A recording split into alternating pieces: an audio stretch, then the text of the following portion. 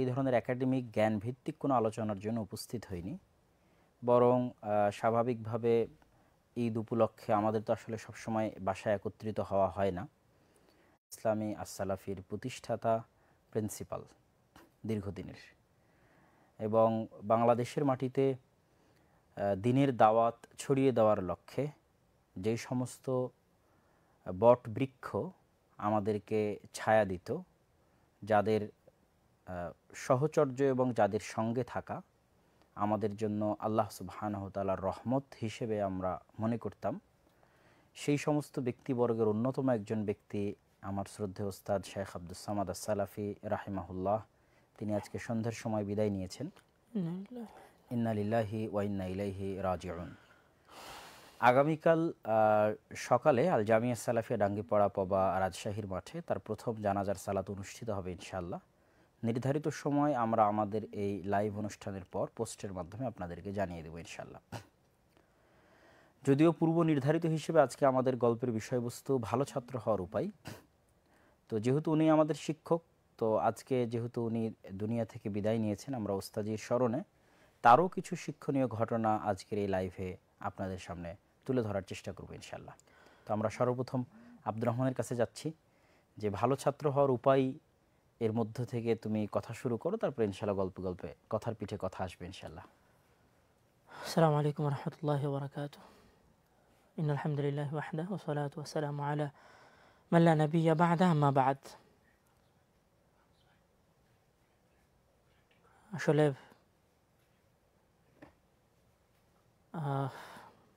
আব্দুস সামাদ সালাফি উস্তাদ জি, তুমি জিনার কথা বললা, ওনার সংবাদটা শোনার পরেই একটু মুডটা স্বাভাবিকভাবেই খারাপ হওয়ার কথা, মনটাও খারাপ। সেজন্য আসলে ক্যামেরার সামনে ভাবছিলাম যে অনুষ্ঠানে অংশগ্রহণ করব কিনা, কিন্তু যেহেতু আগের একটা ডেট মিস হয়েছে, এই জন্য আজকের সময়টা মিস করতে চাইনি। উস্তাদজিকে আমি সরাসরি ওনার ছাত্র না। যখন উনি মার্কাজের আল মার্কাজ ইসলামিয়া সালাফির প্রিন্সিপাল ছিলেন, তখন আমি অনেক ছোট, সেই হিসেবে আসলে ওনার অত স্মৃতি আমার মনে নাই। তারপরও যখন উনি জামিয়া সালাফে শিক্ষক ছিলেন, সিনিয়র শিক্ষক হিসেবে, সেই সময়ের কিছু দৃশ্য ওনার মনে আছে।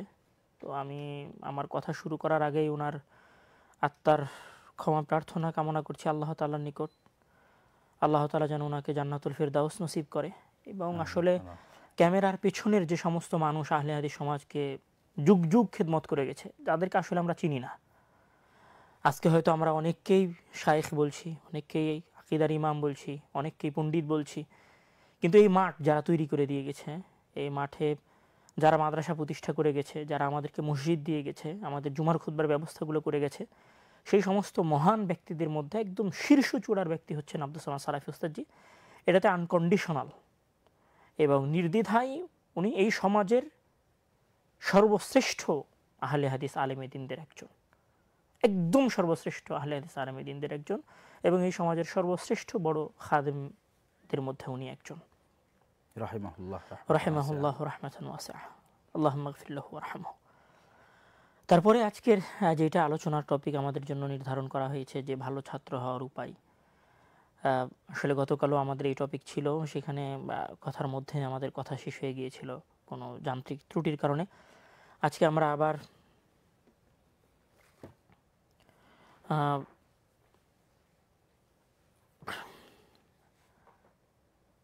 আবার সেই টপিকে কথা বলার জন্য এসেছি। আসলে ভালো ছাত্র হওয়ার উপায় টপিকটা অনেক গুরুত্বপূর্ণ, বিশেষ করে ছাত্রদের জন্য, এবং শুধু ছাত্রদের জন্য নয়, আমি মনে করি প্রত্যেক গার্ডিয়ানের জন্য। এবং যারা ইতিসাম টিভি দেখতেছে, তারা কারো ভাই, কারো বোন, কারো বাবা মা, সেই হিসেবে আমি মনে করি এটা অনেক গুরুত্বপূর্ণ একটা টপিক। এবং এখানে সবার জন্যই আশা করি যে কিছু শেখার থাকবে। হয়তো আমরা গল্পের ছলে কথা বলবো, বা হয়তো অত সিরিয়াস মুডে কথা বলবো না, কিন্তু এখানে সবারই জন্য শেখার আছে। যদিও টপিকটা অনেক ক্রিটিক্যাল, এবং এখানে জাস্ট এরকম না যে আমি আসলাম, বসলাম, কিছু নসিহামূলক বাক্য বলে চলে গেলাম। এখানে সমসাময়িক সমস্যা যেগুলো ছাত্র ফেস করতেছে, সেগুলোকে সামনে রেখে ভালো ছাত্র হওয়ার উপায় আমাদেরকে বলতে হবে। আমি যদি শুধু কিতাবি কথা বলি এবং জাস্ট অন্য আরেকজন কি বলছে সেটাই যদি বলে ফেলি, ভালো ছাত্র হওয়ার উপায় তৈরি হবে না। বরং অ্যাট ফার্স্ট সমস্যার সাথে বর্তমান সময়ের যেটা হিউজ যে সমস্যা, সেই সমস্যাকে সামনে রেখে আমাদেরকে সমাধান দিতে হবে যে একজন ছাত্র আসলে কীভাবে ভালো ছাত্র হবে। এখানে ভালো ছাত্র হওয়ার ক্ষেত্রে আমি যদি বলি তাহলে অনেকের ভূমিকা আছে, বাবা মায়ের ভূমিকা আছে, প্রতিষ্ঠানের ভূমিকা আছে, ছাত্রের ভূমিকা আছে, শিক্ষকদের ভূমিকা আছে, সবার ভূমিকা আছে। তবে আমার কাছে মনে হয় যে সর্বাগ্রে অভিভাবকদের ভূমিকা আছে। এটাতে তোমার কি মনে হয় এই বিষয়টাতে, যে আসলে সবার আগে অভিভাবকদের ভূমিকা আছে কিনা? আসলে খুবই চমৎকার পয়েন্ট তুমি তুলে ধরেছো। আমরা গল্পের মাধ্যমে ভালো ছাত্র হওয়ার উপায় যে তুলে ধরবো, সেক্ষেত্রে প্রথম যে পয়েন্টটা নিয়ে আলোচনা করছি যে পিতামাতার যে ভূমিকা, তো আমার মনে হয় আমরা যদি ইতিহাসের দিকে দেখি, তো ইতিহাসের দিকে দেখলেও এটি স্পষ্ট হয় যে পিতামাতার একটি ভালো ভূমিকা আছে। যেমন আল্লাহ সুবহানাহু ওয়া তাআলা ইব্রাহিম আলাইহিস সালাতু ওয়াস সালামের বিষয়ে বলছে যে ওয়াইদ ক্বালা ইব্রাহিম রাব্বি জাআল হাযাল বালাদা আমিনা ওয়াজনুবনি ওয়া বানিয়া আন না'বুদাল আসনাম, যে আল্লাহ আপনি এই শহরকে নিরাপদ করে দিন এবং আমার পরবর্তী উত্তরসূরিদেরকে মূর্তি পূজা থেকে হেফাজতে রাখুন। এর কিছুক্ষণ পরেই গিয়ে ইব্রাহিম আলাইহিস সালাতু ওয়াস সালাম আল্লাহ সুবহানাহু ওয়া তাআলার কাছে দোয়া করতে গিয়ে বলছে রব্বানা ইন্নী আসকানতু মিন যুররিয়াতি, হে আল্লাহ আমি আমার বংশধরদের একটা অংশকে এমন জায়গায় রেখে যাচ্ছি যেখানে কোনো ফল ফলাদি গাছপালা কিছু নাই। কেন রেখে যাচ্ছি? লিউকিমুস সালাহ, রব্বানা লিউকিমুস সালাহ, হে আল্লাহ এরা পরবর্তীতে সালাত প্রতিষ্ঠা করবে এই জন্য। এবং আর তার 2-4 আয়াত পরে গিয়ে আল্লাহ সুবহানাহু ওয়া তাআলা বলতেছেন যে রব্বি জাআলনি মুকিমাস সালাহ ওয়া মিন যুররিয়াতি, হে আল্লাহ আমাকে সালাত আদায়কারী বানান এবং আমার পরবর্তী বংশধরকে সালাত আদায়কারী বানান। তাহলে ইব্রাহিম আলাইহিস সালাতু ওয়াস সালাম একজন নবী হিসেবে তার পরবর্তী উত্তরসূরি নিয়ে কতটা চিন্তিত এবং কতটা সুদূর সিরিয়াস এবং সুদূর প্রসারী ওনার লক্ষ্য উদ্দেশ্য, যে উনি শুধু নিজের হেদায়েত কামনা করছে না, বরং শুধু নিজের হেদায়েত কামনা করছে না এবং এমনিতেই যে ঘটনার কোনো কারণে ঠিক আছে আমার ছেলে এবং আমার স্ত্রীকে এখানে রেখে গেলাম তো রেখে গেলাম, এরকম ওনার উদ্দেশ্য না। উনি যে ওনার ছেলে মেয়েকে এখানে রেখে যাচ্ছে সেটার পেছনে ওনার দীর্ঘমেয়াদী লক্ষ্য উদ্দেশ্য। সেই দীর্ঘমেয়াদী লক্ষ্য উদ্দেশ্য নিয়ে দোয়ার মাধ্যমে আল্লাহর সামনে তুলে ধরতেছে যে আল্লাহ এরা এখানে সালাত প্রতিষ্ঠা করবে, এরা যেন মূর্তি পূজক না হয়, এদেরকে তুমি সালাত আদায়কারী বানাও। তো এই যে উনি আজ থেকে 5000 বছর পূর্বে তার সন্ততিদের নিয়ে এত সুদূর প্রসারী চিন্তা করেছেন, আমরা কেন সেখানে অভিভাবক হিসেবে আমাদের সন্তানদের নিয়ে সুদূর প্রসারী চিন্তা করব না? বরং মানুষের নিয়াত এবং দোয়া অনেক শক্তিশালী। এখানে ওই কথার সাথে মানে গার্জিয়ানদের সিরিয়াসনেসের সাথে আমি দু একটা ঘটনা উল্লেখ করব। যেমন আমি পড়েছিলাম ইমাম শাফি রাহিমাহুল্লাহর বিষয়ে একটা ঘটনা প্রসিদ্ধ আছে। উনি তো বর্তমান গাজায় জন্মগ্রহণ করেছেন, মানে ফিলিস্তিনে। কিন্তু উনি জন্মগ্রহণ করার পরে উনি তো ইয়াতিম ছিলেন। ওনার মা জাস্ট ওনাকে শুধু শিক্ষা দেওয়ার জন্য, উনি মারা গেছেন মিশরে, এবং ওনার মা শুধু ওনাকে শিক্ষা দেওয়ার জন্য ছেলেকে ফিলিস্তিনের ওই পরিবেশে শিক্ষিত হবে না এরকম একটা ধারণা থেকে উনি ওনার সন্তানকে নিয়ে, একজন সিঙ্গেল মহিলা, একজন মা তার সন্তানকে নিয়ে ফিলিস্তিন থেকে মক্কায় এসেছিলেন শুধুমাত্র সন্তানকে পড়াশোনা করানোর জন্য। এবং উনি হাফেজ সম্ভবত মক্কাই হয়েছিলেন আমি যতটুকু শুনেছি। এবং মক্কার পরে ওনার পরবর্তী মানে পড়াশোনাটা ওইখান থেকেই শুরু। এবং সেখানে তার কষ্টের অনেক কথা ছিল। উনি কিভাবে পরিশ্রম করেছেন। উনি হচ্ছে হাড্ডি সংগ্রহ করতেন লেখার জন্য, এরকম কথা ওনার জীবনীতে এসেছে। তো এখানে যেটা সবচেয়ে গুরুত্বপূর্ণ টপিক সেটা হচ্ছে যে একজন তার বাবা নেই, একজন মা তার ছেলের বিষয়ে কতটা সিরিয়াস হলে এবং কতটা গুরুত্ব দিলে শুধু সিঙ্গেল ছেলেকে নিয়ে সুদূর ফিলিস্তিন থেকে মক্কা আসতেছেন শুধুমাত্র ছেলেকে শিক্ষা দেওয়ার নিয়তে। এবং আমার মনে হয় যে ইসলামের ইতিহাসে যত বড় আলেম আছে সবার পিছনে মায়েদের ভূমিকা আছে, মানে পিতামাতার কোনো না কোনো ভূমিকা আছে। হয়তো সবার ক্ষেত্রে না হলেও 90%-এর বেশি অবশ্যই আছে। এবং নবী রাসূলদের মধ্যেও যারা এসেছে, বিশেষ করে ইব্রাহিম আলাইহিস সালাম এবং তার পরবর্তী বংশধর, তাদের প্রত্যেকেরই তাদের পরবর্তী সন্তান লালন পালনে ভূমিকা এবং অবদান আছে সব নবী রাসূলের ক্ষেত্রে। এবং এখানে আরো একটা ঘটনা আমি বলি যে আমরা ইমাম মালিক রাহিমাহুল্লাহর নাম শুনেছি, ওনার নাম শুনে নাই এরকম কোনো মানুষ নাই।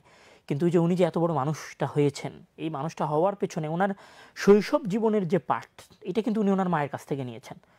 উনি শুরুতে আমি যতটুকু শুনেছি যে উনি একটু বাদ্যযন্ত্র বা গান গাওয়া, গায়ক, এগুলো ওনার একটু ভালো লাগতো। কিন্তু ওনার মা সর্বপ্রথম ওনাকে পরামর্শ দেন বা আদেশ করেন যে তুমি গান শোনা বাদ দাও, বরং তুমি আলেমুল আমাদের কাছে যাও, তাদের দার্সে বসো এবং তাদের কাছ থেকে দ্বীনের জ্ঞান, ফিকহ এবং হাদিস শেখো। তারপরে ওনার মা ওনার মাথায় একটা পাগড়ি বেঁধে দিয়ে ওনাকে মানে দ্বীন শেখার জন্য পাঠালেন। তো এই যে এইখান থেকে ইমাম মালিক রাহিমাহুল্লাহর পরিবর্তন, একটা মায়ের বোঝা যে আমার সন্তান যেটা করতেছে সেটা ভুল, তাকে আমাকে সঠিক জ্ঞান অর্জন করার জন্য পাঠাতে হবে। এবং আমরা যদি সেম ইমাম আহমদ ইবনে হাম্বল রাহিমাহুল্লাহর মায়ের ক্ষেত্রে দেখি, তাহলে ইমাম আহমদ ইবনে হাম্বল রাহিমাহুল্লাহ ওনার জীবনীতে নিজে বলছেন যে আমার মা আমাকে ফজরের আগে উঠিয়ে দিতেন এবং উনি আমার পানি গরম করে দিতেন আমার উজু করার জন্য। তাই আসলে এটা কিন্তু ন্যাচারাল। কেন ন্যাচারাল? যে এখন ইদানিং 50, 100, 200 বছর এরকম আবাসিক প্রতিষ্ঠান হয়েছে। আমরা যদি চিন্তা করি আজ থেকে 200-300 বছর আগে, 5000 বছর আগে, 500-1000 বছর আগে, তখন তো আসলে এরকম প্রতিষ্ঠান কেন্দ্রিক শিক্ষা ব্যবস্থা ছিল না। বরং মানুষের জ্ঞান অর্জনের শুরুটাই হতো তার গ্রাম, তার পরিবার, তার পিতামাতার মাধ্যমে। এরকমও হিস্ট্রি আছে যে পুরো কোরআন হেফজ করেছে মায়ের কাছে, পুরো কোরআন হেফজ করেছে পিতার কাছে।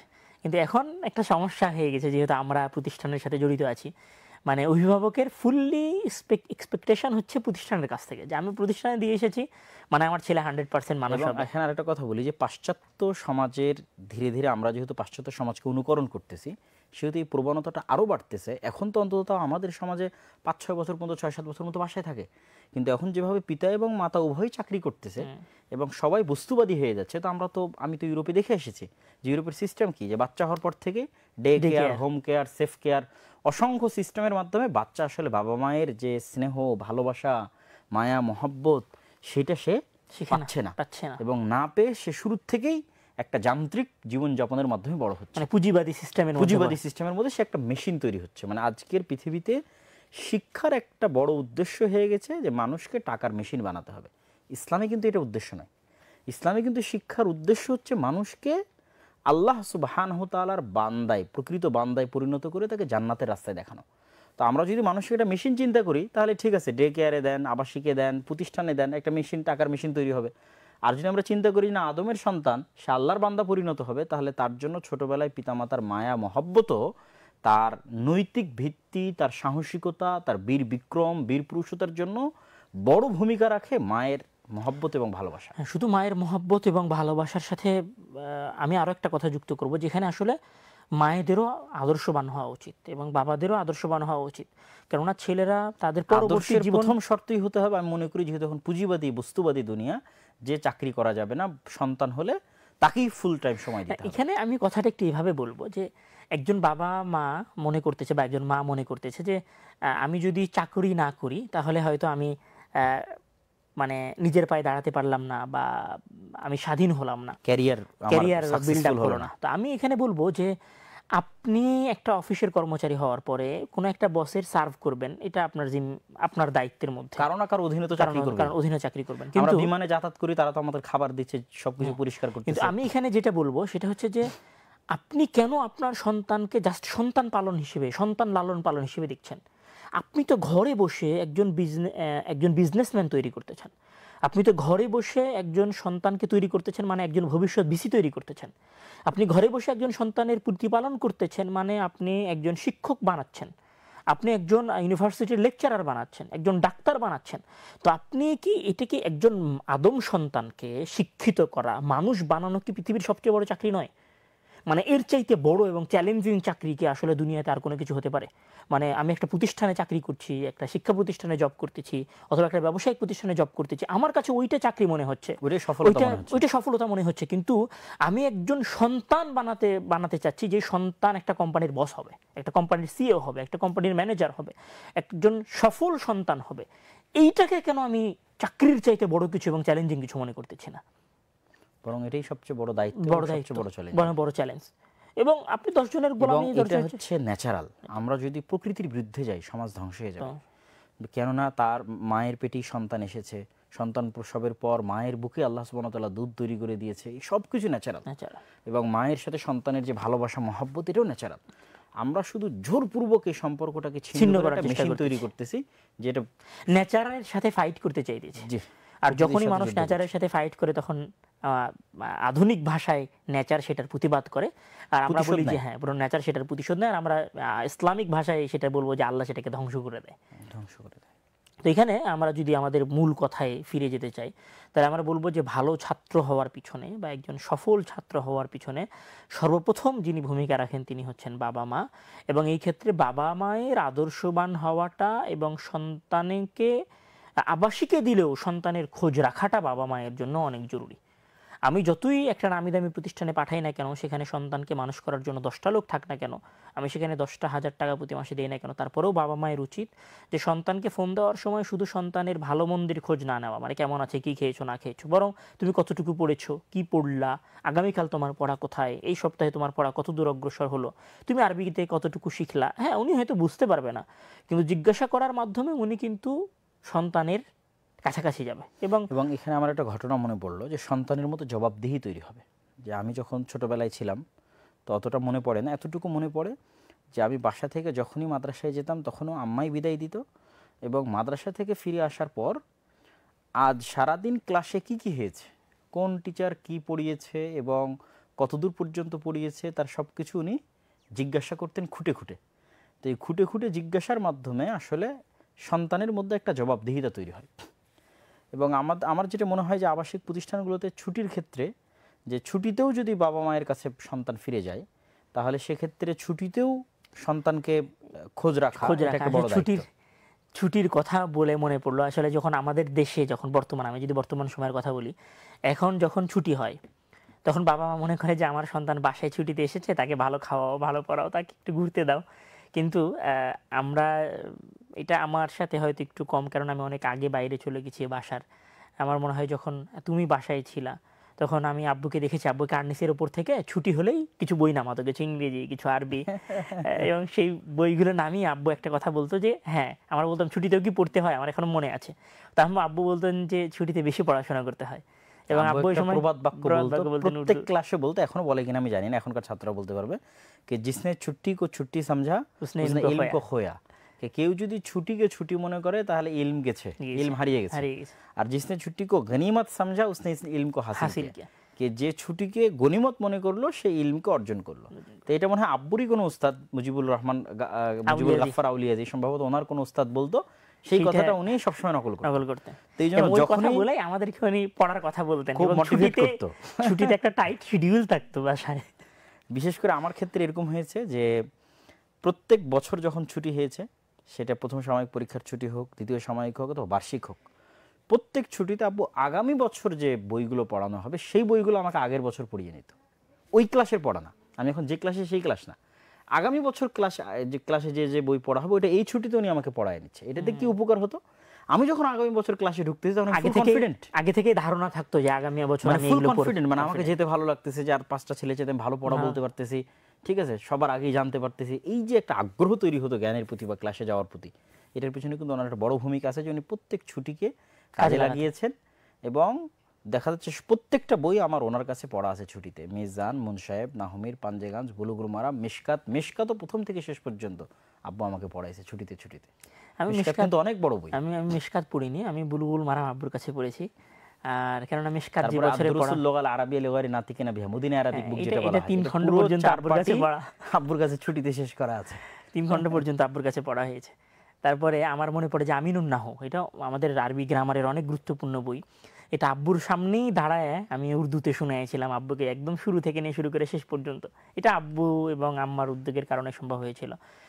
এখানে তোমার কথা, তুমি যে বললা যে তুমি আমিনুন নাহু দাঁড়িয়ে শুনিয়েছো, এখানে আমার আরেকটা কথা মনে পড়লো যে বললা পিতামাতার দায়িত্ব, সে দায়িত্বের জায়গা থেকে যে আজকের আধুনিক যুগে, বস্তুবাদী যুগে পিতামাতার সম্পর্কটা যেহেতু একটা দুনিয়াবী এবং বস্তুবাদী সম্পর্কে পরিণত হয়েছে, এবং অনেক সময় ব্যক্তিত্বের অভাবের কারণে একটা ফাতরা সম্পর্কে পরিণত হয়ে যায় পিতামাতার সম্পর্কটা। ফাতরা মানে যে কারো মধ্যে দায়িত্ববোধ এবং কারো মধ্যে ব্যক্তিত্ব নাই। দেখা যাচ্ছে আপনি 1000 বার বেশি ফ্রি হয়ে যায়, আপনি কাউকে 1000 বার আই লাভ ইউ বলতেছেন, আসলে এটা তো 1000 বার আমি আপনাকে ভালোবাসি এটা বলার মাধ্যমে কিন্তু ব্যক্তিত্ব তৈরি হয় না। ব্যক্তিত্ব ভিন্ন জিনিস। ব্যক্তিত্ব কীভাবে তৈরি হয় এবং এটার উপকারিতাটা বলে আমি কথাটা শেষ করব। যে ধরেন কোনো একটা ঘটনা, আপনার স্ত্রী আপনার উপর ক্ষিপ্ত হয়েছে, আপনি যদি পাল্টা সাথে সাথেই তাকে উত্তর দেন, অথবা আপনি ক্ষিপ্ত হয়েছেন আপনার স্ত্রীর সাথে সাথে উত্তর দিচ্ছে এবং দুইজন কথা কাটাকাটি লেগে গেল, তাহলে বোঝা গেল যে আপনাদের মধ্যে ব্যক্তিত্ব নাই এবং আপনারা হচ্ছেন নিম্ন শ্রেণীর বা একটা 3rd পার্সন কোয়ালিটির একটা চরিত্রের, মানে ব্যক্তিত্বহীন। এটা তো আসলে এখন বর্তমান সময়ে শেষ করি কথাটা, তোমার কাছে আসতেছি। তো যখনই এরকম কোনো পরিবেশ হবে তখন যদি আপনারা আনুষ্ঠানিকতা মেনটেন করি আমরা, যেটা আমি আব্বু আম্মাকে দেখেছি, ওই তোমার ওই কথা থেকে মনে পড়লো। আনুষ্ঠানিকতা কি, যে যদি স্বামী স্ত্রীর মধ্যে কোনো সমস্যা হয় তাহলে আমরা বলতে পারি যে ঠিক আছে, আগামীকাল তোমার সাথে আমার মিটিং আছে, মিটিংয়ে আমি তোমার সাথে কথা বলবো। কিন্তু এটা একটা ছোট্ট অর্গানাইজেশন, এই ছোট্ট অর্গানাইজেশনে যদি মিটিং হয় সাপ্তাহিক, এবং সাপ্তাহিক মিটিংয়ে যদি ফর্মাল ওয়েতে কথা হয় ঠিক হামদ সানার সাথে, যে আলহামদুলিল্লাহ আসসালামু আলাইকুম রহমতুল্লাহি ওয়া বারাকাতুহু, আজকে আমাদের আলোচ্য বিষয় এই, তুমি আমাকে তখন এটা বলেছিলে এবং এটা আমি মনে কষ্ট পেয়েছি। তো আমাদের ফ্যামিলিতে তুমি তো খুব ভালো করে জানো যে প্রত্যেক সপ্তাহে মিটিং করা এটা অনুষ্ঠান আমাদের হতো, একটা ফ্যামিলি সাপ্তাহিক ঐতিহ্য, অনুষ্ঠান। সাপ্তাহিক অনুষ্ঠান। এখনো সেটা চালু আছে। এখনো সফরের কারণে সবাই বিভিন্ন দিকে যাওয়া হয়, তো একটু কম হয়। তো এই সাপ্তাহিক অনুষ্ঠান বা মিটিং, ফ্যামিলি মিটিংটা খুবই ইম্পর্টেন্ট সবার মধ্যে ব্যক্তিত্ব তৈরি করার জন্য। এবং আসলে এখন এখন যেটা একটা ধারণা তৈরি হয়েছে যে সন্তানের সাথে ফ্রি হতে হবে, সন্তানের সব গল্প শুনতে হবে, বা সন্তান মায়ের সাথে একদম ফ্রিলি কথাবার্তা বলবে। এটাতে কি হয়েছে, হ্যাঁ এটা হয়তো উপকারী হতে পারে বর্তমান সময়ের ক্ষেত্রে, কিন্তু এটাতে আসলে এটার একটা বাবা লিমিট মায়ের রাখতে হবে, লিমিট রাখতে হবে। এটাতে যাতে যেটা ব্যক্তিত্ব লস না হয়। ব্যক্তিত্ব লস না হয়। এখানে ব্যক্তিত্বের মানে সম্পূর্ণরূপে ধ্বংস হয়ে গেছে, মানে সবাই এটা মেনটেন করতে পারে নাই। তার বিপরীতে তুমি যেটা বললা যে এখনো যদি বাবা মা একটা পারিবারিক মিটিং এর আয়োজন এবং করে, ফ্যামিলিটাকে একটা অর্গানাইজেশন মনে করে এবং এটাকে ফর্মাল ওয়েতে হ্যান্ডেল করে। ঠিক যেভাবে সে কোম্পানিতে যেমন প্রফেশনাল থাকতেছে, তার চাকরির জগতে যেমন প্রফেশনাল থাকতেছে, সে ফ্যামিলিতেও প্রফেশনাল হোক, সমস্যা কিছু সময়ের জন্য তো অবশ্যই প্রফেশনাল হওয়া যায়, অবশ্যই। হোল টাইমের জন্য সে প্রফেশনাল নাও হইতে পারে, কিন্তু যেহেতু সেটা তার ফ্যামিলি। কিন্তু কিছু সময়, যে এখন আমরা যে টপিকটাতে কথা বলছি, এখন আমরা বসেছি এটা সিরিয়াস টপিকে কথা বলার জন্য। আব্দুল্লাহ মাদ্রাসা থেকে ফিরে এসেছে, ক্লাস 7-এ পড়ে, সে তার বাসায় ফিরে এসেছে। ওকে, আব্দুল্লাহ এই 3 মাসে কি শিখেছে সেটা সে আমাদেরকে জানাবে। আজকে আমাদের এটার মিটিং, এটাই আমাদের আলোচ্য বিষয়। এরকম একটা ফ্যামিলি মিটিং অবশ্যই একটা পরিবারে হতে পারে, এবং সেখানে এতে সন্তানের দায়িত্ববোধ বাড়ে। এবং আমি মনে করি যে সন্তান এই জিনিসগুলোকে এনজয় করে, যে আমার বাবা মা আমার জন্য একটা মিটিং এর আয়োজন করেছে, সেখানে হ্যাঁ ক্রিয়েটিভিটি বাড়ে, এবং সেখানে আমাকে কিছু বলতে হচ্ছে, সেটাকে এনজয় করে। কিন্তু আসলে বাবা মা যারা সন্তানকে আবাসিকে দিয়ে দেয়, তারা মনে করে আমাদের কোনো জিম্মেদারি নাই। আর যারা সন্তানকে নিজেদের কাছে রাখে, তারা সন্তানের সাথে বেশি ফ্রি হইতে গিয়ে পরে আবার বলে যে আমার সন্তান আমার কথা শুনে না। ব্যক্তিত্ব নাই তো কথা শুনবে কেমন করে? ব্যক্তিত্ব না থাকার কারণে। এবং ব্যক্তিত্ব জিনিসটা আমি আরেকটা উদাহরণ দিই। ব্যক্তিত্ব মানে হচ্ছে আপনার সন্তান তার অজান্তে আপনাকে ফলো করতে চাইবে, তার অজান্তে সে মনে করবে যে আমার বাবা হচ্ছে আমার হিরো, এবং সে তাকে ফলো করতে চাইবে। যেমন আমি কিন্তু এখনো আমার নিজের অজান্তে এখনো, যে যখন শুক্রবার আসে অথবা যখনই জামাতে সালাত আদায়ের কথা মনে পড়ে বা জামাতে সালাত আদায়ের জন্য যাই, তখনই কিন্তু আমার নানার কথা আমি নিজের অজান্তে ফিল করি। কেন? আমি ছোটতে যখন নানির বাড়িতে ছিলাম, তখন আমি দেখেছি যে আমার নানা কোনো এক ওয়াক্ত সালাত উনি জামাত ছাড়া আদায় করতেন না। ঝড় বৃষ্টি বিদ্যুৎ না থাকা, হারিকেন হাতে করে সব সময় তিনি মসজিদে গিয়ে আজান দিয়ে জামাতে সালাত আদায় করতেন। এবং জুমার দিন সর্বপ্রথম তিনি মসজিদে চলে যেতেন সবার আগে, তার আগে কেউ যেতে পারতো না জুমার দিনে। এবং সকালবেলা উঠে হাতের নখ কেটে পরিষ্কার হয়ে পরিচ্ছন্ন গোসল করে সবার আগে মসজিদ। তো এই জিনিসগুলো আমি এখনও কিন্তু আমার নিজের অজান্তে ধরে রেখেছি, ইন্সপায়ার হই যে শুক্রবার সবার আগে মসজিদে সাময়িক কোনো দুর্বলতা চলে আসলে ওই কথা মনে পড়ে, ওইটা কথা মনে পড়ে সামনের দিকে নিয়ে যায়। এই যে এইভাবে যদি কোনো সন্তান তার পিতা অথবা তার মাতাকে দেখে যে তাদের মধ্যে ঝগড়া নাই, তাদের মধ্যে ভালোবাসা ভ্রাতৃত্বের বন্ধন, সন্তানকে তারা ভালোবাসে, তারা 5 ওয়াক্ত সালাত আদায় করে, তাদের ফ্যামিলিতে প্রফেশনালিজম মেনটেন করে আনুষ্ঠানিকতার মাধ্যমে ফ্যামিলি পরিচালিত হয়, তাহলে অবশ্যই সন্তান কথা শুনবে। কেন কথা শুনবে না? আমি মনে করি যে সন্তান কথা না শোনা, সন্তান বিগড়ে যাওয়া, সন্তান পদস্খলিত হওয়ার পেছনে সর্বপ্রথম যেখান থেকে সমস্যা তৈরি হয় সেটা মূলত বাবা মা। এটা হয়তো অনেক সময় দৃশ্যমান হয় না তাদের মানে তাদের কারণ, যে বাবা মা এটার পিছনে মূল কারণ, কিন্তু অদৃশ্যমান হলেও এটার পিছনে বাবা মায়ের ভূমিকা থাকে। এই জন্য আমি মনে করি যে ভালো ছাত্র হওয়ার পিছনে সর্বপ্রথম ভূমিকা পালন করা উচিত সিরিয়াসলি বাবা মাকে। এবং এখনও যখন জামিয়া সালাফের কোনো ছাত্রের সাথে দেখা হয়, তখন এরকম কিন্তু বহু কেস পাওয়া যায় যে স্বামী স্ত্রীর মধ্যে বিচ্ছিন্ন হয়ে গেছে। দেখা যাচ্ছে হয় মামারা খরচ দেয়, অথবা বাপ বিদেশ থেকে খরচ দেয়, অথবা মা অন্য কোথাও জব করে সেখান থেকে খরচ দেয়, সেখানে আবাসিক রেখেছে। এরকম কিন্তু অসংখ্য ছেলে মেয়ে আছে না। এবং এরকমও হয় যে বাবা মা তার একবারও খোঁজ নেয় নাই যে আমার ছেলের পড়াশোনার কি কন্ডিশন। যখন হয়তো প্রতিষ্ঠান থেকে কল দিয়ে জানানো হয়েছে যে আপনার ছেলের বর্তমান কন্ডিশন এই, তখনই শুধু বাবা মা জেনেছে যে আমার ছেলের পড়াশোনার কন্ডিশনটা এই। কিন্তু বাবা মা যে, এখানে আমার একটা চমৎকার কথা মনে পড়লো, আসলে এটা বলার মতো না হলেও বলি। আমি যখন জামিয়া সালাফে ছিলাম, ওইটা আমার বানারসে, যখন জামিয়া সালাফে বানারসে ছিলাম, তখন ওইটা আমার আলেম 2য় বর্ষ। হুট করে দুপুর বেলা মেবি আমাকে শাইখুল জামিয়া শেখ নাইমুদ্দিন রাহিমাহুল্লাহ, উনি মারা গেছেন সম্ভবত করোনার পরের বছর, উনি আমাকে একজন ছাত্রদের ডেকে পাঠিয়েছেন মেহমান রুমে। আমি ভাবছি আমাকে এই সময় মেহমান রুমে ডাকার কি কারণ। আমি মেহমান রুমে গিয়ে দেখি যে আব্বু আসছেন। এটা সম্ভবত দুপুরে বা বিকেলে উনি আমাকে ডেকে পাঠিয়েছেন যে আব্বু আসছে। তো আব্বু যে জামিয়া সালাফে এসেছে এটা আমার জানা ছিল না। মানে আব্বু জামিয়া সালাফে এসেছে ওই সময়ের মধ্যে ওনার শেখ কি বলে ওনার আসাদ আদমির সাথে ওনার সাক্ষাৎ হয়েছে, শেখ নাইমুদ্দিনের সাথে ওনার সাক্ষাৎ হয়েছে। উনি শেখ মুহাম্মদ রাহিমাহুল্লাহ, উনি মারা গেছেন আমি ওনার কাছে রওদাতুন নাদিয়া এবং পরে তিরমিজি পড়েছি, এটা তিরমিজির বছর ছিল, ওনার কাছে তিরমিজি পড়তাম। ওনার কাছে ওই সময় আমি ইবারত পড়তাম বেশি। তো ওনাদের কাছ থেকে ওনার অলরেডি খোঁজ নেওয়া হয়ে গেছে যে আমি কেমন স্টুডেন্ট। তো উনি বাংলাদেশ থেকে ইন্ডিয়ায় গেছে জামিয়া সালাফিয়ায় জাস্ট আমার খোঁজ নেওয়ার জন্য, যে আমি জামিয়া সালাফিয়াতে কী করতেছি, আমি কি আসলেই পড়াশোনা করতেছি। যেহেতু আমি আমার পরিবারের একটু চঞ্চল ছিলাম, তখন আব্বু এটার খোঁজ নেওয়ার প্রয়োজন মনে করেছে, বা আম্মা এটাতে আব্বুকে উৎসাহিত করেছে যে আপনি একটু যান, আপনি একটু খোঁজ নেন। এটাকে আমি মিস করি, যে আসলে কয়জন এখন মিস করি। আমি সৌদিতে থাকি, এখনও খোঁজ নিলে হয়তো আরও আমার ভালো আউটপুট আরও ভালো হবে, এটা আমার মনে হয় আর কি। বাবা মায়ের খোঁজটা অনেক বেশি প্রয়োজন। তো আসলে বাংলাদেশে যারা থাকে, খোঁজ নেওয়ার সাথে আরেকটা জিনিস যুক্ত করে দিই, যে বাবা মা কিছু বাবা মা আছে যারা খোঁজ নেয়, কিন্তু খোঁজ নিতে গিয়ে সবসময় ছেলেকে কথা শোনায়, নেগেটিভ উৎসাহিত করে না। যেইটা আমরা, যদি আম্মার কথা বলি, যদি তুমিও খুব ভালোভাবে জানো যে আমার লাইফের প্রত্যেকটা স্টেপে উৎসাহিত করে, যে আম্মার মোটিভেশনটা যে কি পরিমাণ ভূমিকা রেখেছে প্রত্যেকটা স্টেপে, সেটা দারুল উলুম দেওবন্দ হোক, দারুল উলুম দেওবন্দে চান্স পাওয়া হোক, সেটা কোরআন হেফজ সম্পূর্ণ করা হোক, সেটা রাজশাহী বিশ্ববিদ্যালয়ে ফার্স্ট হিসেবে ভর্তি হওয়া হোক, সেটা দাখিলে গোল্ডেন এ প্লাস পাওয়া হোক, সেটা এবং পরবর্তীতে ডান্ডি যাওয়াতেও, সেটা মদিনা ইসলামী বিশ্ববিদ্যালয়ের মাস্টার্সে চান্স পাওয়া হোক, এই প্রত্যেকটা স্টেপে ব্যাপক পরিমাণ ফোর্স এবং মোটিভেশন আছে আমার। আমি বারবারই ছেড়ে দিয়েছি যে আর কত। হ্যাঁ, আমার এখনো মনে আছে যে আম্মা যখন তোমার দাখিল পরীক্ষা ছিল এসএসসি, তখন আম্মু তোমাকে একটা কথা বলেছিল যে তুমি যদি গোল্ডেন এ প্লাস পাও আমি মনে করবো তুমি পাস করেছো, আর যদি গোল্ডেন এ প্লাস না পাও তাহলে এইটার কোনো ভ্যালু নাই। আর এই কারণে ওই যে যখন তুমি তোমার মাস্টার্সে মদিনার মাস্টার্সের সময় আসলো, তখন আম্মা তোমাকে মানে অনেক বলেছিল যে তুমি যদি মদিনা ছাড়তে চাও তাহলে চান্স নিয়ে ছাড়তে হবে। তো উনি সবসময় মোটিভেশন মূলক কথা বলতেন এবং বলতেন পারবা, চেষ্টা করো, হবেই, ইনশাআল্লাহ হবে, কোনো সময় নেগেটিভ। এই জন্য বাবা মায়ের খোঁজ নেওয়ার সাথে সাথে সন্তানকে পজিটিভ কথা বলা, পজিটিভ। বাবা মা সবসময় বলে না তোকে দিয়ে কিছু হবে না, আরে অমুক এত পারে নিল তুই পারছিস না, অমুক এত দূর চলে গেল তোর হচ্ছে না, এই কথাগুলো সন্তানকে ডিমোটিভেট করে।